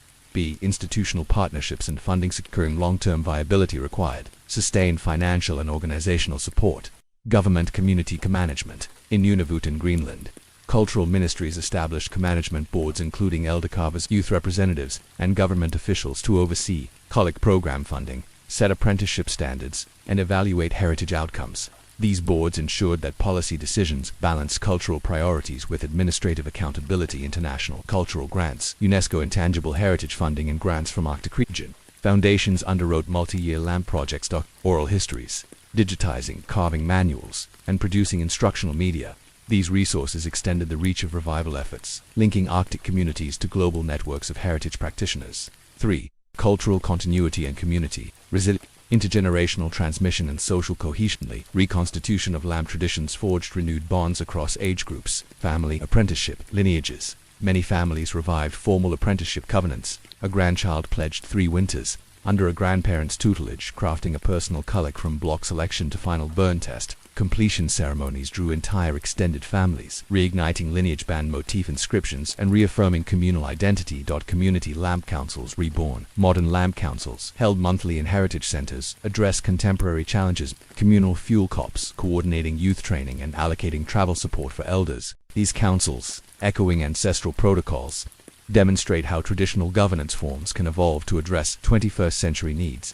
B. Symbolic resonance and cultural confidence. The qulliq's revival sparked a broader reassertion of Inuit pride, educational, curricula, and youth empowerment. Qulliq revival modules became mandatory in territorial school curricula. Students graduate with both carving proficiency and cultural knowledge, encouraging a new generation of lamp advocates who carry skills and stories into diverse fields: arts education, policy and environmental stewardship, artistic and political iconography. The qulliq now features prominently in cultural festivals, political rallies, and digital media campaigns. As an emblem of resilience, it adorns protest banners against Arctic resource exploitation, appears in community art projects highlighting climate change impacts on ice harvest patterns, and symbolizes Inuit sovereignty in international forums. IV. Enduring principles and reflective insights. The arc of displacement and renewal surrounding the qulliq tradition offers profound lessons for cultural resilience. Community agency anchors revival. Sustainable cultural revival depends on community leadership, from securing land rights to designing heritage centers. External funding and technology must serve, not steer, local priorities, adaptive integration over rejection, rather than rejecting all modern tools. Successful revival blends tradition with carefully selected innovations: solar preheating, ergonomic Tools preserving core practices while enhancing viability. Institutional support amplifies cultural practice. Partnerships with governments, NGOs and international bodies can provide essential resources. Co-management ensures cultural values remain central. Intergenerational transmission secures continuity. Apprenticeship models, codified rituals, and educational curricula embed cultural knowledge in youth, safeguarding intangible skills beyond the lifespan of current practitioners. Final reflection is you envision families gathered once more around oil-rendering kettles, youth carving, lineage bands by lamp glow, and community councils plotting the next generation of lamp making. Consider this question: what aspects of your own cultural crafts, governance forms have faced disruption or displacement, and how might the principles of community agency, adaptive integration, and intergenerational transmission help rekindle and sustain those traditions in the face of modern challenges?